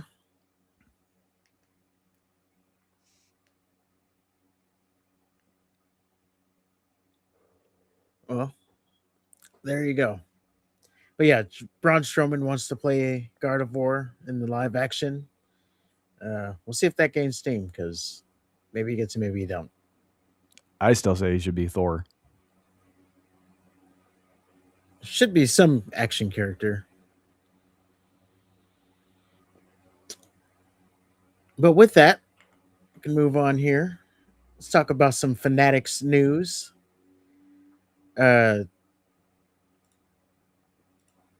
Stephanie Vicaire, she met her cosplay at Fanatics. Thought this was pretty good cosplay, so I just wanted to. Oh, nope, don't play it then. Don't play it. I don't want to get age restricted. That's okay. Never mind. You can go look at for yourself, chat, if you want to look at it. But she does. Yeah, the lady has a pretty good cosplay. Her ass is hanging out, which is really what I wanted to show, but apparently so much so that it's age restricted. So, but with that, there's some more news at Fanatics here. So, actually, we might have to come back to that one because no, we can do it now. So yeah, while we are on the Fanatics news, Roman Reigns, he was also at the Fanatics, and he did a interview with Shannon Sharp and Ocho Cinco as part of the nightcap. They asked him about Obafemi, so specifically facing Obafemi. So this apparently struck some controversy. That's what he said. Roman Reigns versus Oba. Well, look, I just said it. Oba's very new, and Oba's got a lot of work to do. Me, I'm as consistent and as tested as they come, so you already know what it is. I'm going to be there. The question is, can Oba make it all the way through? Can he find his way through the wilderness and find his way to the championship destination? Roman. So yeah, that's what he said about Oba. Basically saying Oba's not ready for the main event scene. Like really, that's what he said. Oba's not ready for the main event scene. And he wants can he find his way through the destination? He's not very good at improv, is he? Well, he needs AI to write his scripts for him. I think he lost what he was trying to go for there. But what do you think of the overall thing? Now, what we have to take out of this is the fact that he did win King of the Ring, and basically he was that meant he was in line for a title match if he didn't give it up. So we have to take that out of the picture. But also, that could make sense as to why we got what we got, is because Roman may have said, "Hey, not yet." Because again, I think ultimately when this match happens, then Oba should be going over. So maybe Roman was like, not yet. I want to see Oba overcome something. Him having Goldberg matches with Brock Lesnar isn't really an obstacle. Not yet, but it's not. But he's going to move past that at SummerSlam, one way or another. He needs to get beaten. He needs to get beaten and fight through adversity. before beating Roman.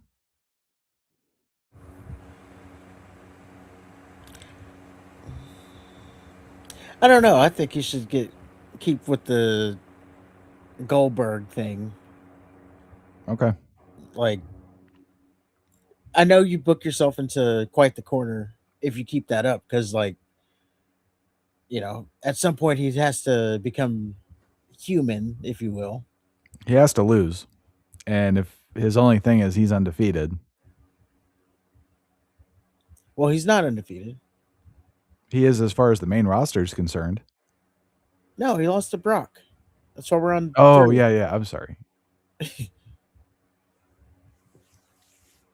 That's why Brock said 1 + 1 is you're done.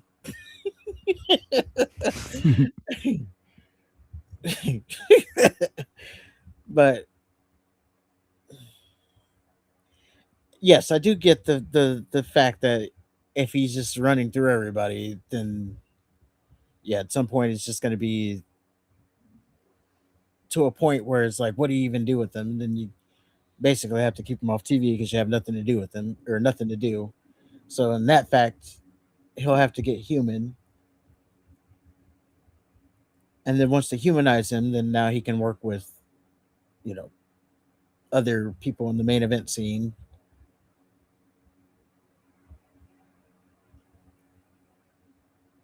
But I think up until, I don't know, I think you could make him get all the way to Roman, and then, like, when he's facing Roman, at that point, now has the competitive match. Maybe he beats Roman, maybe he doesn't. Depends on where it is. Like, if it's at WrestleMania, obviously he would beat Roman there, but I stand by the fact that he should win when they face each other. But that could be his humanization, is having really competitive match against Roman. I mean, that's what Vince McMahon did. Rusev, he ran through everybody until he got to John Cena. And then he met John Cena. The Great Khali, he ran through everybody until he got to, but I want to say Batista was his, like, well, maybe The Undertaker. No, Kane. Kane was probably his humanization, which is weird because Kane wasn't really humanized either. But I remember them just, well, also the Big Show. But then he lost to Batista too. I don't know. I don't know where his humanization came from. I think it was Mankind. For the Great Khali. Oh, I'm sorry. Kane also Well, started off. I think with Great Khali, it kind of went downhill when he was supposed to have that Punjabi prison match. Well, he did have one. Well, no, it was supposed to be like with Undertaker, but then it was with Randy Orton instead.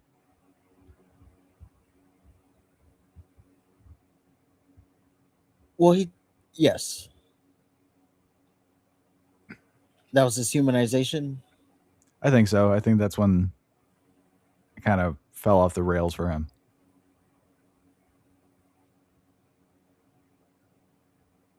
Okay. Kane, he was also built up to be a monster until he got humanized. He took his mask off. They tried to kill him so many times. Remember we had that little voice box thing? Yeah. I'm going to get you, Undertaker. Yeah, because he couldn't talk. And then he could. Yeah, then he could. Then all his burns and shit were gone. Yeah, as he started to reveal more and more skin, and then we saw no burns. Yes. He was horribly disfigured, is why he was wearing the fucking mask in the first place. Yeah, then he wasn't. Yeah. He's a normal looking man. I don't know. I think even unmasked, he was.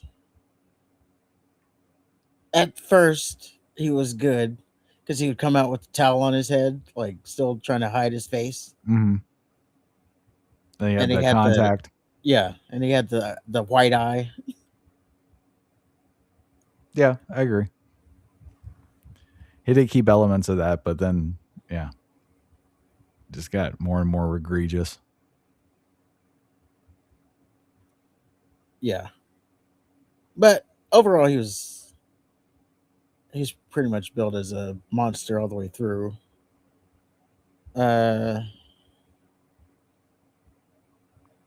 I think his humanization was when he had that love of triangle with Tori.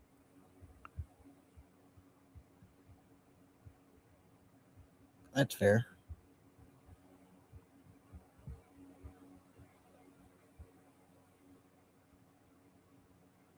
Just trying to think. Ryback.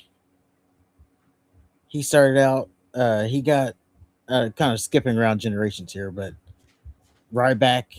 He started out with the "Feed Me More" stuff. Again, John Cena was his humanization. I thought that was CM Punk. Was it CM Punk? Yeah, wasn't he undefeated until he faced Punk for the title? Okay, I thought that was John Cena, but yes, CM Punk makes more sense.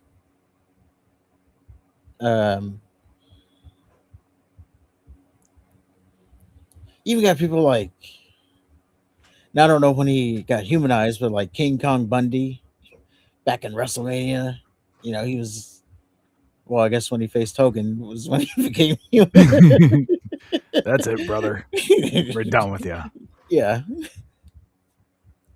But he was a big thing. Well, remember, like WrestleMania 1, he had that, really quick match, and then he was undefeated. I think he was undefeated until he wrestled Hogan.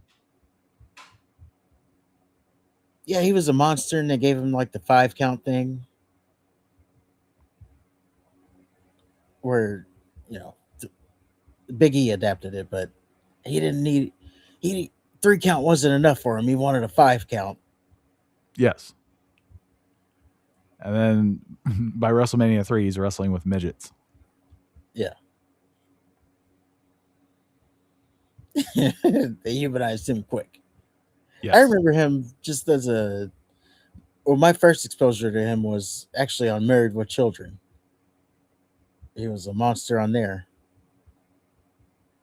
I think he was Al Bundy's cousin or something. Yeah, I forgot what he was a wrestler there, and he was like, I think they were doing some like competitions, like beat the wrestler or something. But yeah, I just remember him on Married with Children was my first exposure to him. But yeah, all that to say is, at some point, yes, Oba's going to have to be human if he wants to, if he's going to be a good champion, or if he's going to really take it to the next level. But yes, Farmer's Roman saying he's not ready yet. So there you go. But people seem to take a lot of issue to that.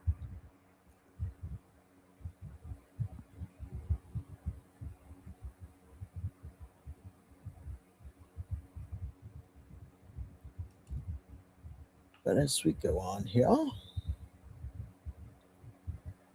our next story here, we're going to end on JR, so I guess we'll do the Kenny Omega stuff here.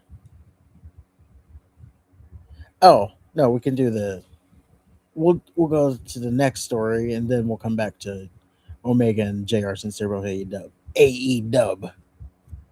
So, a Saturday night's main event took place, and WWE, they had their celebrity thing going, so they're always inviting these celebrities.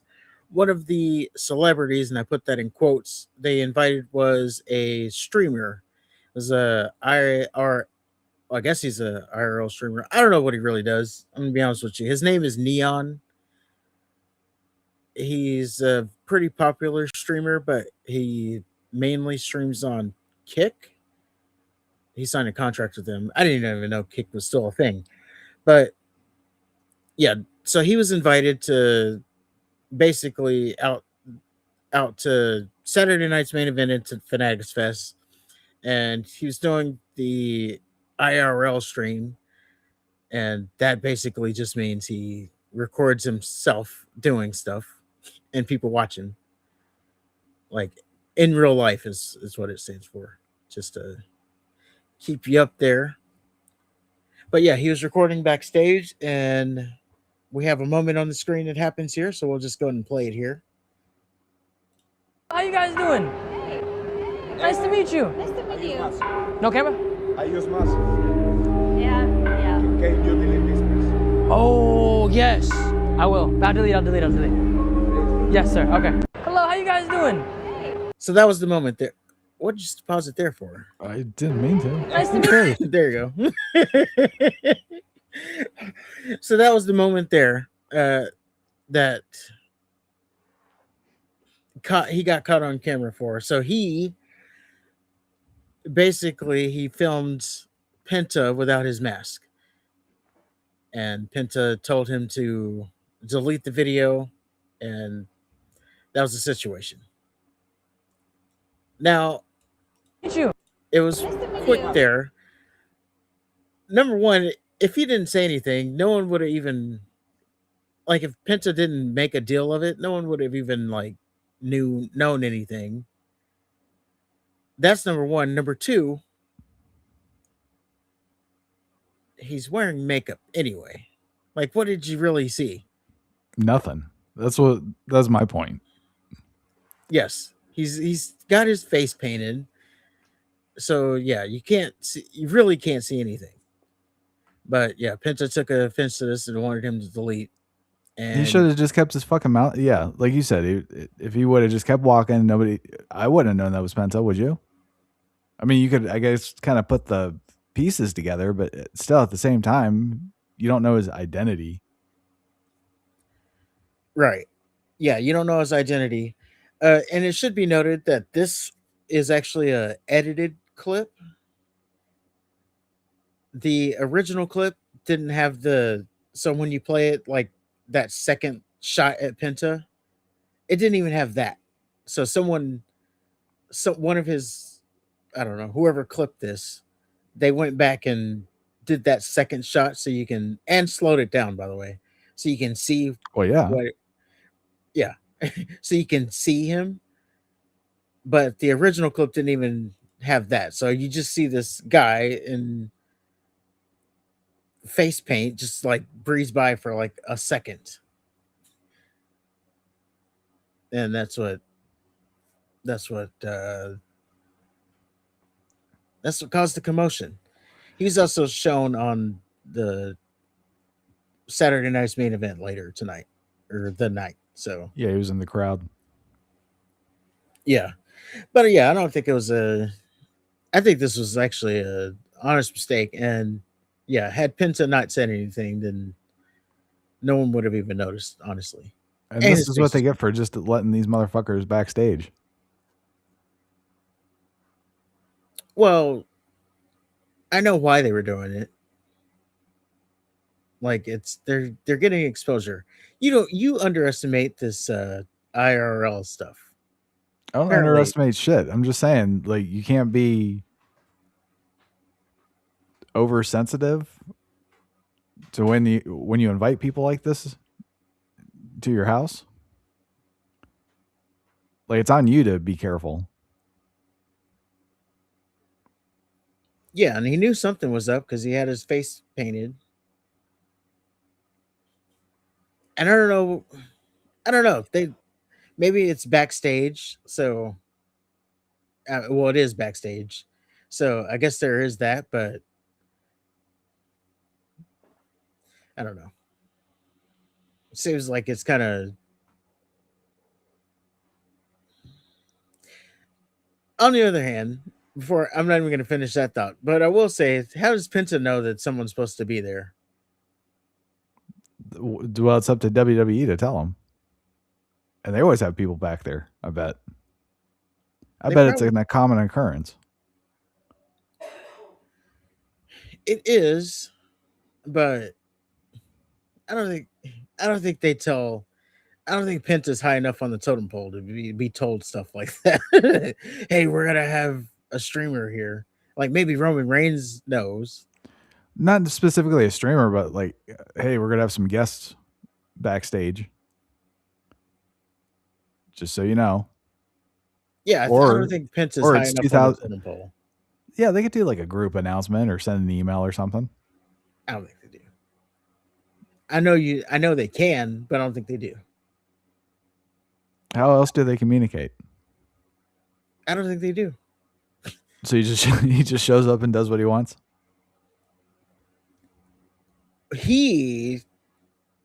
I'm saying Penta's not high enough on the totem pole to be included in it. But if you're like a Roman Reigns or hell, even like a Seth Rollins, Cody Rhodes, CM Punk, they know they're there. No, see, I could see some scrawny guy with headphones and a clipboard. Hey guys, just so you know, we're gonna have some guests. No, I think honestly, I think being there, they probably they always expect something's going on. That's matter of another fact- thing. It's 2026. You should expect non-wrestlers to just be there because they get interjected into shit for no reason. Yeah. And like as a matter of fact, LA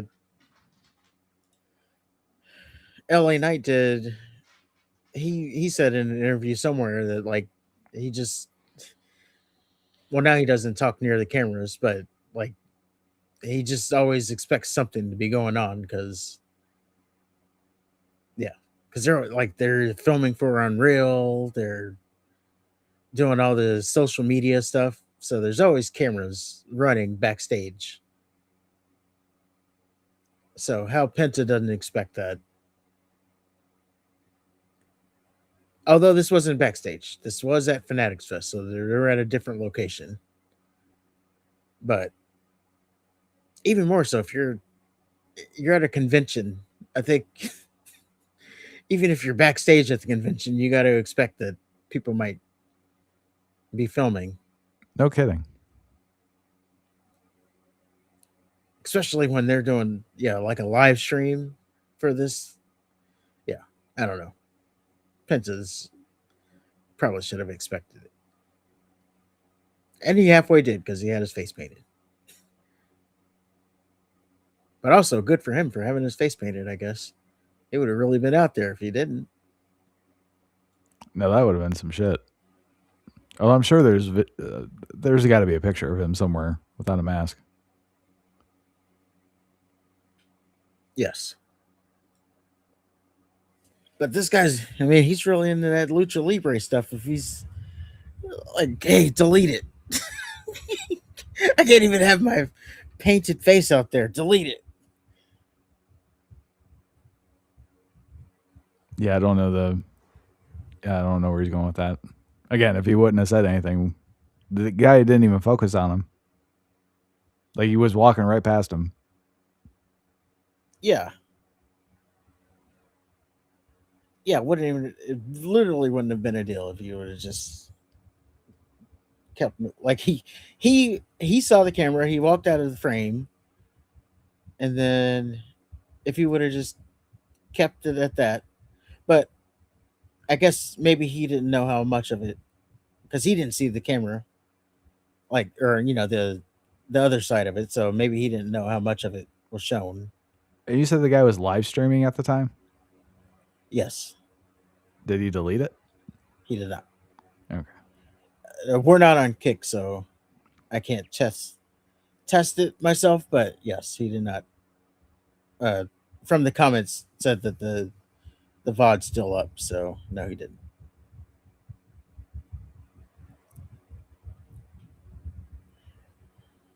But there you go. But yeah, that live streaming stuff, it's really a big deal. Everybody's doing it. It's But it stupid. does make you.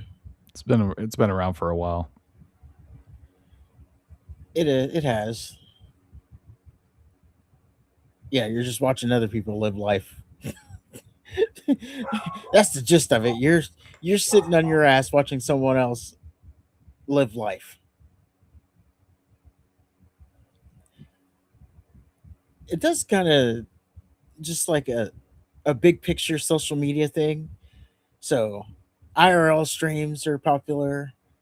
Watch alongs are popular when they can't even show the screen. So you're watching someone watch something. So it seems like the meta of social media is to watch other people enjoy things. that's social media in a nutshell. I could go enjoy this myself, but I want to see someone else enjoy it. I could do this exact same thing. Yeah, right now. I want to see someone else do it instead. Literally right now. Yeah.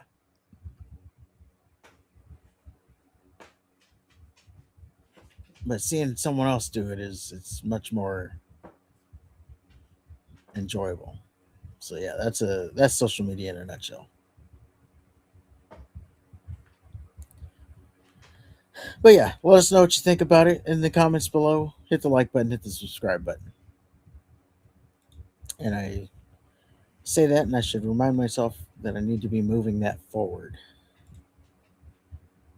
I want to test it at the front.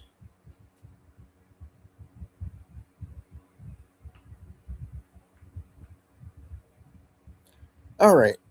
Now let's talk about the best bout machine, Kenny Omega, because he got himself into some trouble.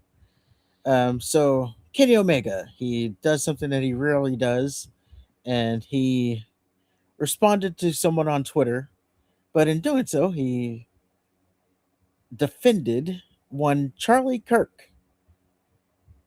Now, the quick synopsis here is some rando made a comment about Will Ospreay's neck injury, and he likened it to Charlie Kirk. Kenny Omega, he clapped back at it, and then and with that he defended Charlie Kirk, which then upset the AEW sickos. Before we get into the story, though, hit the like button, hit the subscribe button, and comment down below what you think of the story at any point. And with that, we go over to the No DQ team. And the headline reads, Kenny Omega calls out person that compares Will Ospreay to late political activist Charlie Kirk. Or should we be saying Martin Luther King? Anyway, in a post via Twitter, a user compared Will Ospreay to the late political activist Charlie Kirk.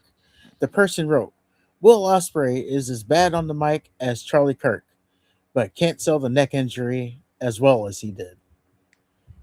Which actually is kind of a bar. That is funny. Yeah.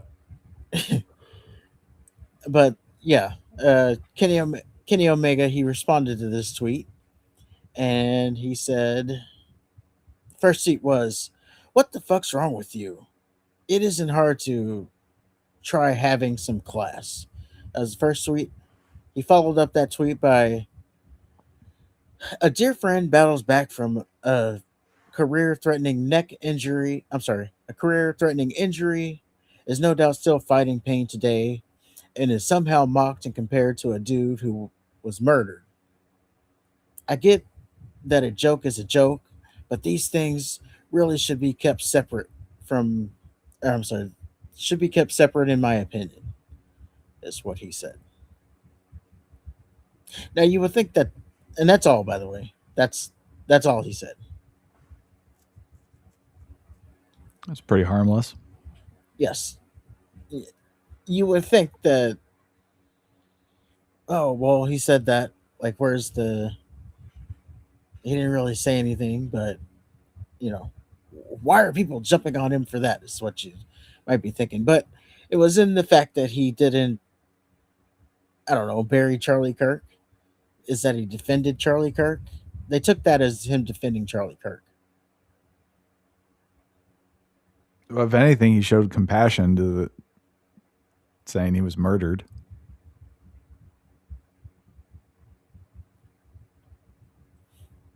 Yes. And I don't think, I don't know. It was a stretch.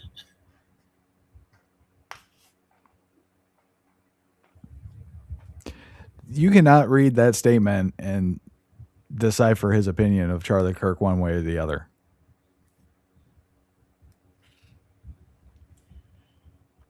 No, you can't. But again, the fact that he didn't, I don't know. I don't know what he was supposed to do. Put over Will Ospreay and also say, but fuck Charlie Kirk. Exactly. Yeah. Yeah, I guess that's what he was supposed to do. But he didn't do that. He just said that Charlie Kirk was murdered. Again, How I don't dare know you why compare that's- my friend to a Nazi? Something like that. Yeah. So yeah, the sickos weren't. They were upset that he wasn't harsh on Charlie Kirk. But again, that I don't know. The tweet wasn't even. Yes, it was a bad tweet, but Why was it a bad tweet? it was also a bar. Oh, the response. Yeah. I just think it's a little naive of Kenny to think he's going to be able to turn the temperature down. If anything, that'll incite more of those kinds of tweets. Yeah.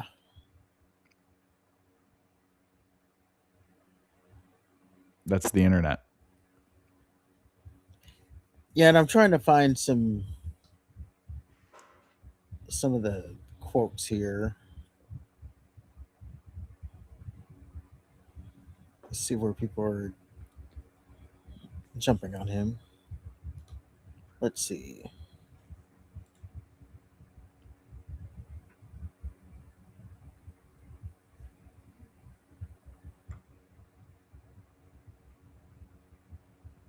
Yeah, where are the let's see, we got this guy that says NTM on Jenny. She's cool, my dear cleaner. I don't even know what that means. Oh, he called him. Yeah, his name's Kenny, so he named him Jenny. What's NTM? Don't know. But okay, so under that, next guy. I'm gonna let this one slide, Big Ken. We won't talk about this one. That's what he said. Again, Not too much. Nothing much. nothing much. I'm with you 1,000%, Kenny. People have gone too far or too callous and cold. We need more empathy. Thank you for something. Okay.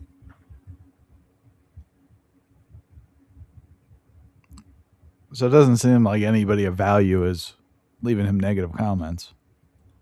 2 things Will Ospreay and Charlie Kirk have in common: bad neck and sex offender friends. Okay, there you go. Oh, okay. And then there they are. Now there are comments about all the sex offender stuff. I get where you're coming from, but Charlie Kirk was a horrible person, and Will has history with blackballing a victim because she named his sex pest buddy. He has a habit of consistently standing up for sex pest friends. Can I go ahead and go on record and say I just hate sex pests? I keep hearing that term, and I don't like it. I don't like it. You don't like the term? Yeah. Okay.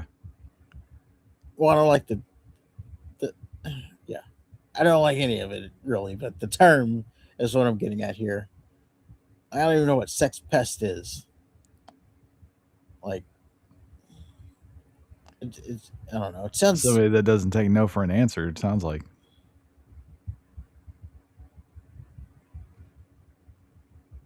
Although it's too cute sounding.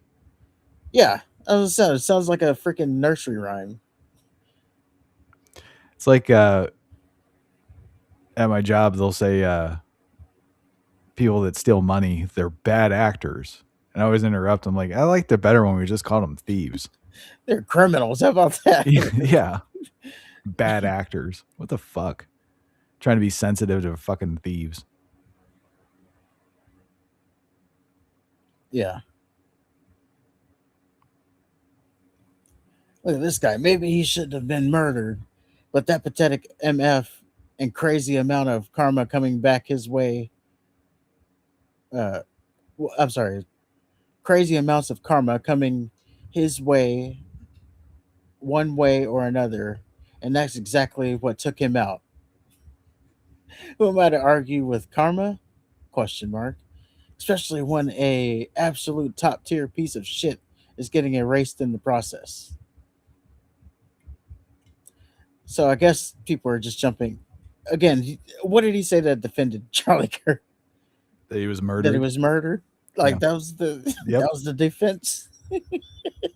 What was he?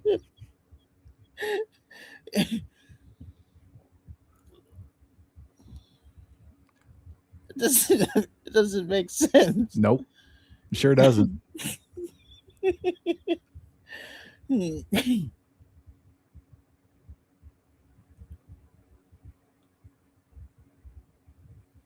But yeah, those are some of the comments, and there's a lot of those just sticking out. But yeah, people are just jumping down his throat because he said that, and he didn't bury Charlie Kirk. So oh no, I don't think the it's- obvious conclusion is that he's a big Charlie Kirk fan. Yeah, And he was defending him. yeah. How dare you say he was murdered? I just can't imagine being in that mindset.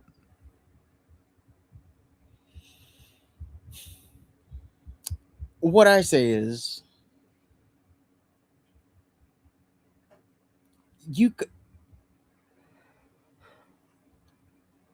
call yourself the good guys, and this is like you're jumping on someone because he said someone was murdered, and you call yourself the good guys. That is in no way a defense or a condemnation of Charlie Kirk. So if you're a fan of him, you can't be upset. If you hate him, you can't be upset. You have no grounds.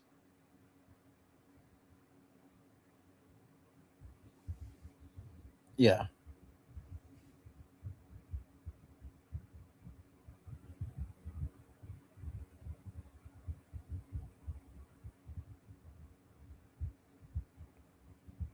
But yeah, Now they some say of that the- they're the good guys. And this is how they act. This is how the good guys act.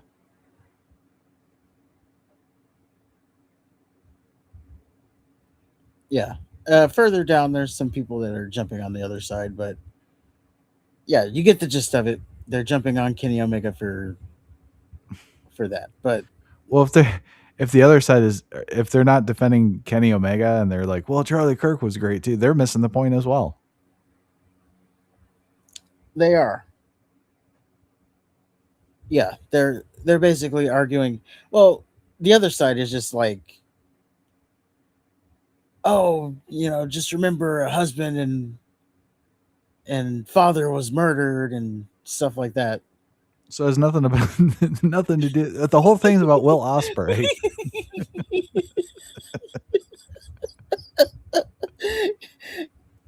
Yes. He's alive and he's in pain. Yeah, we're not talking enough about. Charlie Kirk. Yeah, they're stuck on Charlie Kirk when they should be talking about Ospreay, and this thing is about Ospreay. And yeah, the whole conversation should be about, like, what do you mean? Like, the real story here is like, what do you mean Will Ospreay's still hurt? He's about to main event the biggest show of the year that you have, and you're saying he's still nursing, he's getting back from a neck injury. I think he should, like, be healed. Maybe that's the bigger conversation, not the merits of whether or not Charlie Kirk was murdered.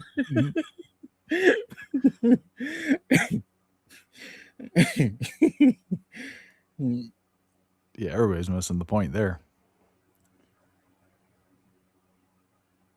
Yeah. But yeah. It's not a political conversation, so let's At keep it all. above that. But let us know what you think about it in the comments below. And hit the like and subscribe, of course. I don't know if I said it at the beginning. I said at the beginning, cut that at the end. I'm telling myself that. Cut that.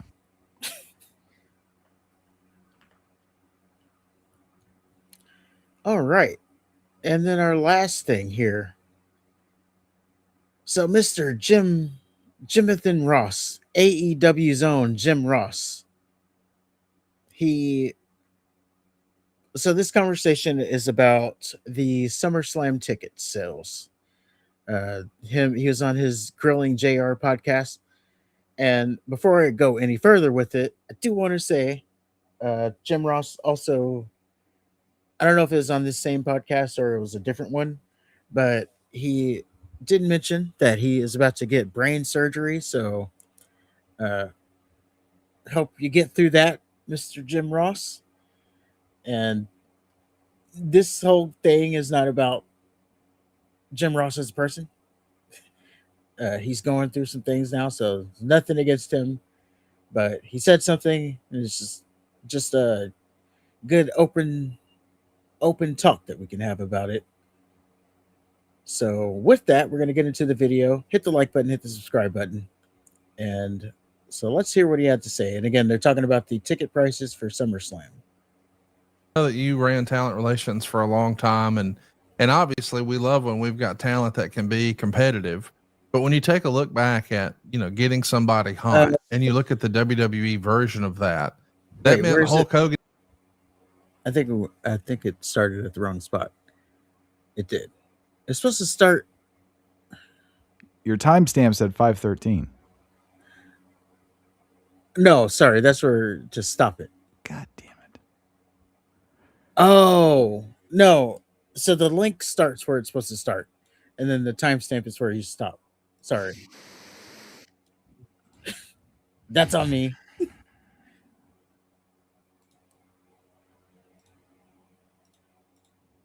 Seeing where it takes us. I do want to talk a little bit about the WWE's ticket situation. We know that last year was the farewell song for John Cena. He wrapped it up in December on Saturday night's main event.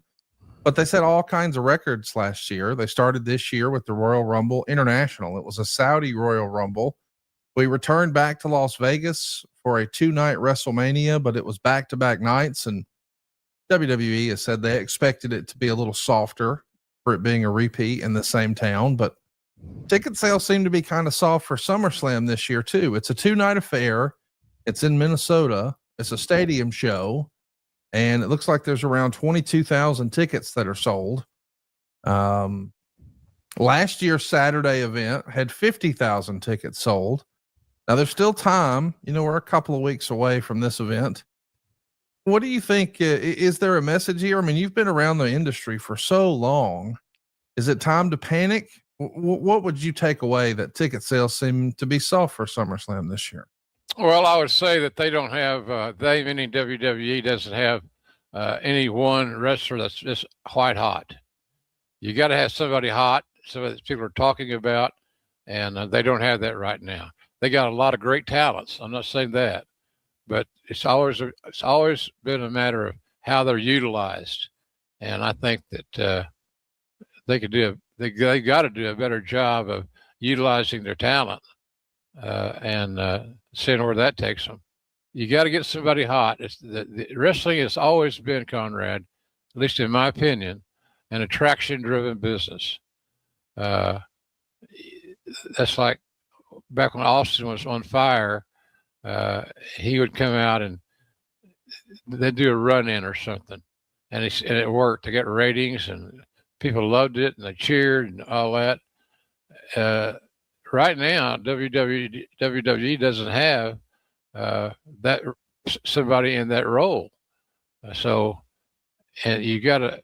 It seems like they get somebody quasi hot, but Let's talk about that because I know that you ran talent relations for a long time, and Okay, and we'll obviously stop it there. Seems like he had a squirrel moment, but yeah, that's the gist of it.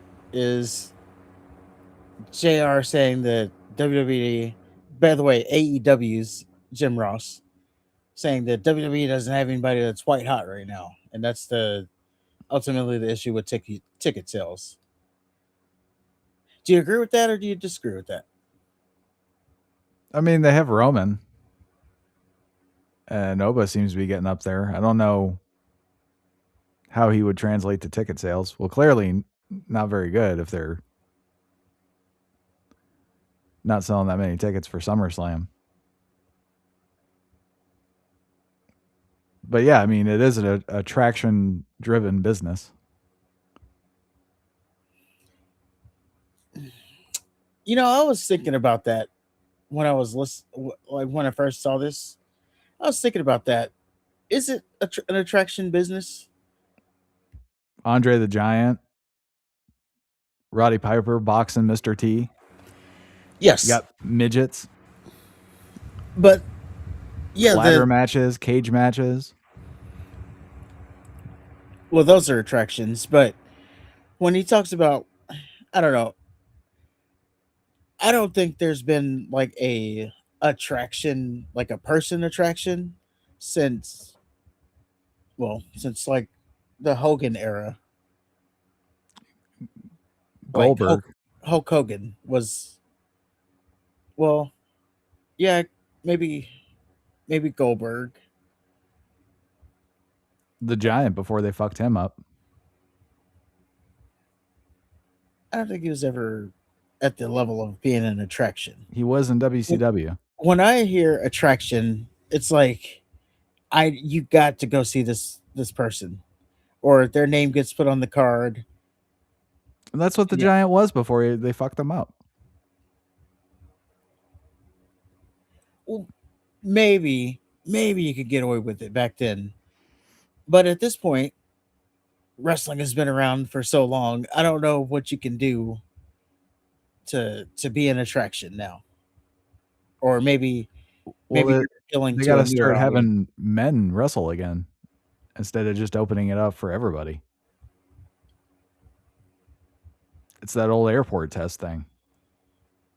That's true, and that's why seemingly Oba checks the boxes. But yeah, he's a big, strong black dude with a cool accent. He's got the strut. Yeah, so seemingly he checks the box. But I think I was on his side because, yes, they do have these, like, people were saying, oh, obviously Obafemi's name comes up, Roman Reigns' name comes up, CM Punk, Cody Rhodes.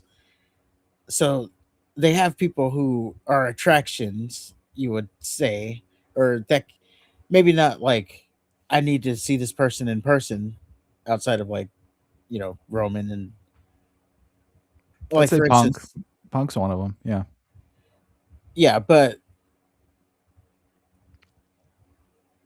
these were the same people that were around 2 years ago outside of Oba. And, they were, oh, the business is booming. We're standing room only enjoying this. They were, white hot. There was someone missing. I don't know if you want to give that person credit, but I know you don't actually. But you can say that they're, this pretty much the same characters were around, but what was the difference? They had story. What was the difference? Did they have story last year? No, 2 years ago. Oh, that's when it kind of peaked 2 years ago. WrestleMania 40, it peaked, and then we've been on a downcline since. It's just been a flat line. It's just been the same shit. Just it's almost like the old SmackDown video game where it was just the same thing, just different pieces. Just like a updated roster every year. Yeah, like you got like the first year was new and fresh, but then like after that, it was just the same thing. Well, I don't know about that. I think I played the second one. Yeah, I think I played the second one way more than the first one. When you can fight backstage, I played that one a lot more. And I'm talking about Here Comes the Pain. The last one I played, like it was fresh until after WrestleMania. Then it was just basically the same thing. Oh, you're talking about this, like the end game part of it. Yeah, Yeah. like the story mode. I made my own league. I was one of those guys. So I didn't really, like, I never played the story. I never played the career, none of it. It was make my own characters and do my own thing. And yeah, I don't want to get into how nerdy I got with that, but you can imagine. But anyway, that's what the WWE is like. It's just the same shit, different pieces. They're even doing like the same storyline with Judgment Day that they are with the Vision. Yeah, so you would say that. So you agree with me? It's not necessarily that they don't have attractions. It's that they don't have the stories Both can be that are true. bringing people in. I don't know. I think it's more story than it is attraction, because that's what I was getting at. Like, we've kind of been away from the attraction business since, I don't know, Hogan and Andre. Well, there's just different attractions because now you have Danhausen. Yeah, and it might be a bit of a hot take. I don't think Stone Cold was an attraction. I think he was more of a story. It wasn't like, it was more of I need to see what he does next. I need to see, how's he gonna get back at Vince McMahon, or how's he gonna, basically How's he going to beat what is the he- Undertaker and Kane in the same match, in a handicap match? And he didn't. how's he gonna get out of it? But it wasn't like I don't know, maybe I'm just thinking I'm too narrow on the whole attraction thing, and maybe I should just widen it to say that there's more ways of being an attraction than just to be like a physical specimen. It's like he said, it's somebody that you got to see. So I think Austin would fit in that category. I mean, there's also the spectacle attractions that would be like the Andres, maybe King Kong Bundy. Just people that like are things you would draw come to life. Yeah, and for those type of attractions, I think the business is too far from that, just because of the fact that, I mean, Omos would probably be the closest one. yeah, buddy. But yeah, because someone Brock- might be physically impressive, but yeah, we've kind of seen it all. Brock Lesnar, I'd say he's an attraction. Yeah, but then that goes to the point but he is on the card now, and still now. Absolutely. About all that though, the tickets seem to have fixed the tickets, because on the Saturday night's main event, they announced that the tickets are going to be $25. So seem to be the sweet spot for a lot of people.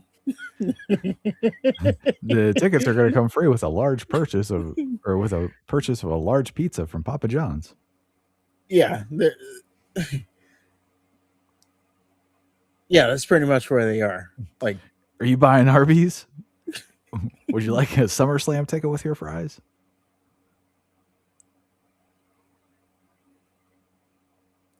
Or they give comps to free meal. Also, you get a ticket. if you download this, if you shop on the WWE app, you get 1 free meal and you get SummerSlam tickets too. But you got to take the tickets. You can't just get the free meal. And you got to go. Yeah. We'll know. But yeah, they've reduced the tickets to $25. So We'll see if that works. it has to. Like, it just has to. There's no. I don't think there's anything else they can really do. Now, obviously, these aren't like floor seats that are $25. Well, obviously. Yeah, you're still kind of up there, but yeah, That's for the celebrity friends. yeah. You don't want people that can afford $25 tickets too close to the celebrities. Yeah, what kind of precedent are you going to set there? You're going to be rubbing elbows with like the Hamilton guy. Or God forbid people that can afford $25 tickets get like good seats. Yeah, that's reserved for the people with like money. Yeah. The people that they want to get the good people on camera, not the $25 ticket people. And also, this does kind of set a precedent for future shows. So we'll see what happens going forward. I 'Cause wonder now- if they'll keep SummerSlam as 2 nights. I think they will. I don't think they're going backwards. And a lot of people say that they're going to expand other things to 2 nights. That I don't know if they're going to do. Like the other major PLEs, so like Survivor Series and Royal Rumble. That I don't know if they're going to do. Because if they did that, then the second night would be like the women's portion of it. Oh, we got the women's war games this night and the men's war game this night. We got the women's Royal Rumble this night and the men's this night. Oh, okay. You're telling us you're telling us to skip one night then is what you're saying. Like you're not going to evolve pay-per-view us for every major pay-per-view. So yeah, That would be interesting if they did that though. it would be, but I don't think they could sell the tickets to it. Not for the one night. Or they can't sell the tickets or get the ratings for it. Yeah. Like if they just did the women's on one night, the men's on one night.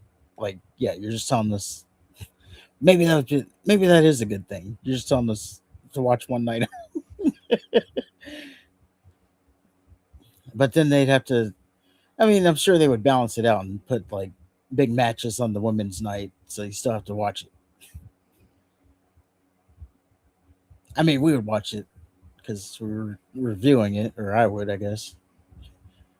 I'd watch the good match that they lure us in with, maybe.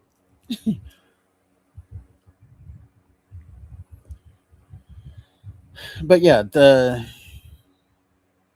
what I was saying. So what this also tells people is maybe you don't have to buy tickets right away, because if they get close enough to the event, they will discount them, and they'll keep discounting them until the number's good.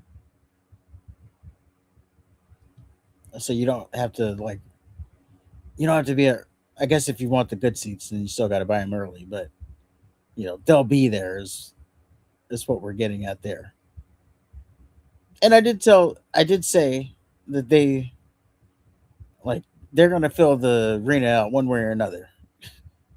I did say that, so it's not really a surprise, but I wonder if they're going to black out the bars and stuff in the area like they did for Vegas.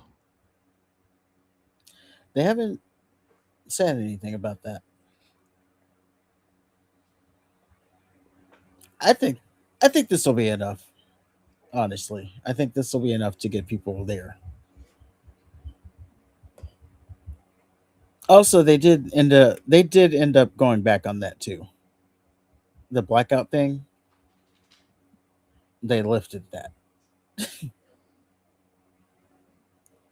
I guess they're like, all right, we've done enough. They're not biting. But yeah, it'll be interesting to see. I mean, I'm gonna be honest. If War Games, which is coming to Houston, is $25, I might make the trip to War Games. I might, if it's All right. $25. Maybe not. Probably won't.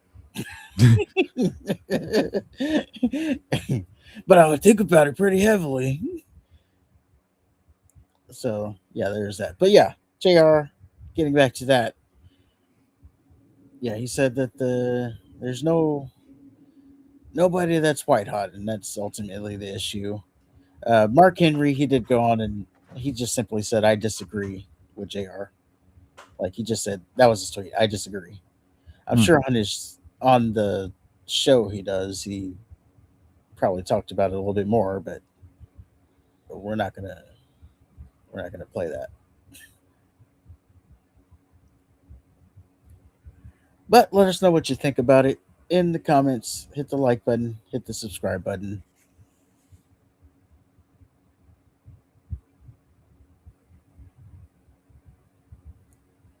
And I think that's all I got.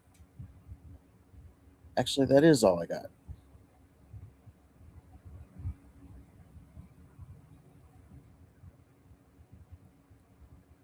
Yes, that is all I got. And we are early, so that's good. So let's check the chat here. I'll see how we did. Guys, hit the like button, hit the subscribe button. If you're still around on the way out. Oh, we're doing pretty good. I mean, not too good, but, relative, we're doing pretty good. By the way, the blue dot on the thumbnail, that's a deep cut right there. Because, and I got it from a comment. That's a deep cut.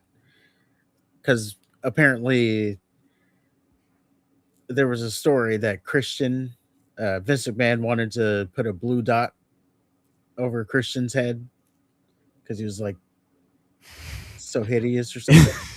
Like, he's disgusting. Yeah, he wanted him on TV with a blue dot over his head. So my God, that's the reference there. So that's a deep cut if you get it on the thumbnail.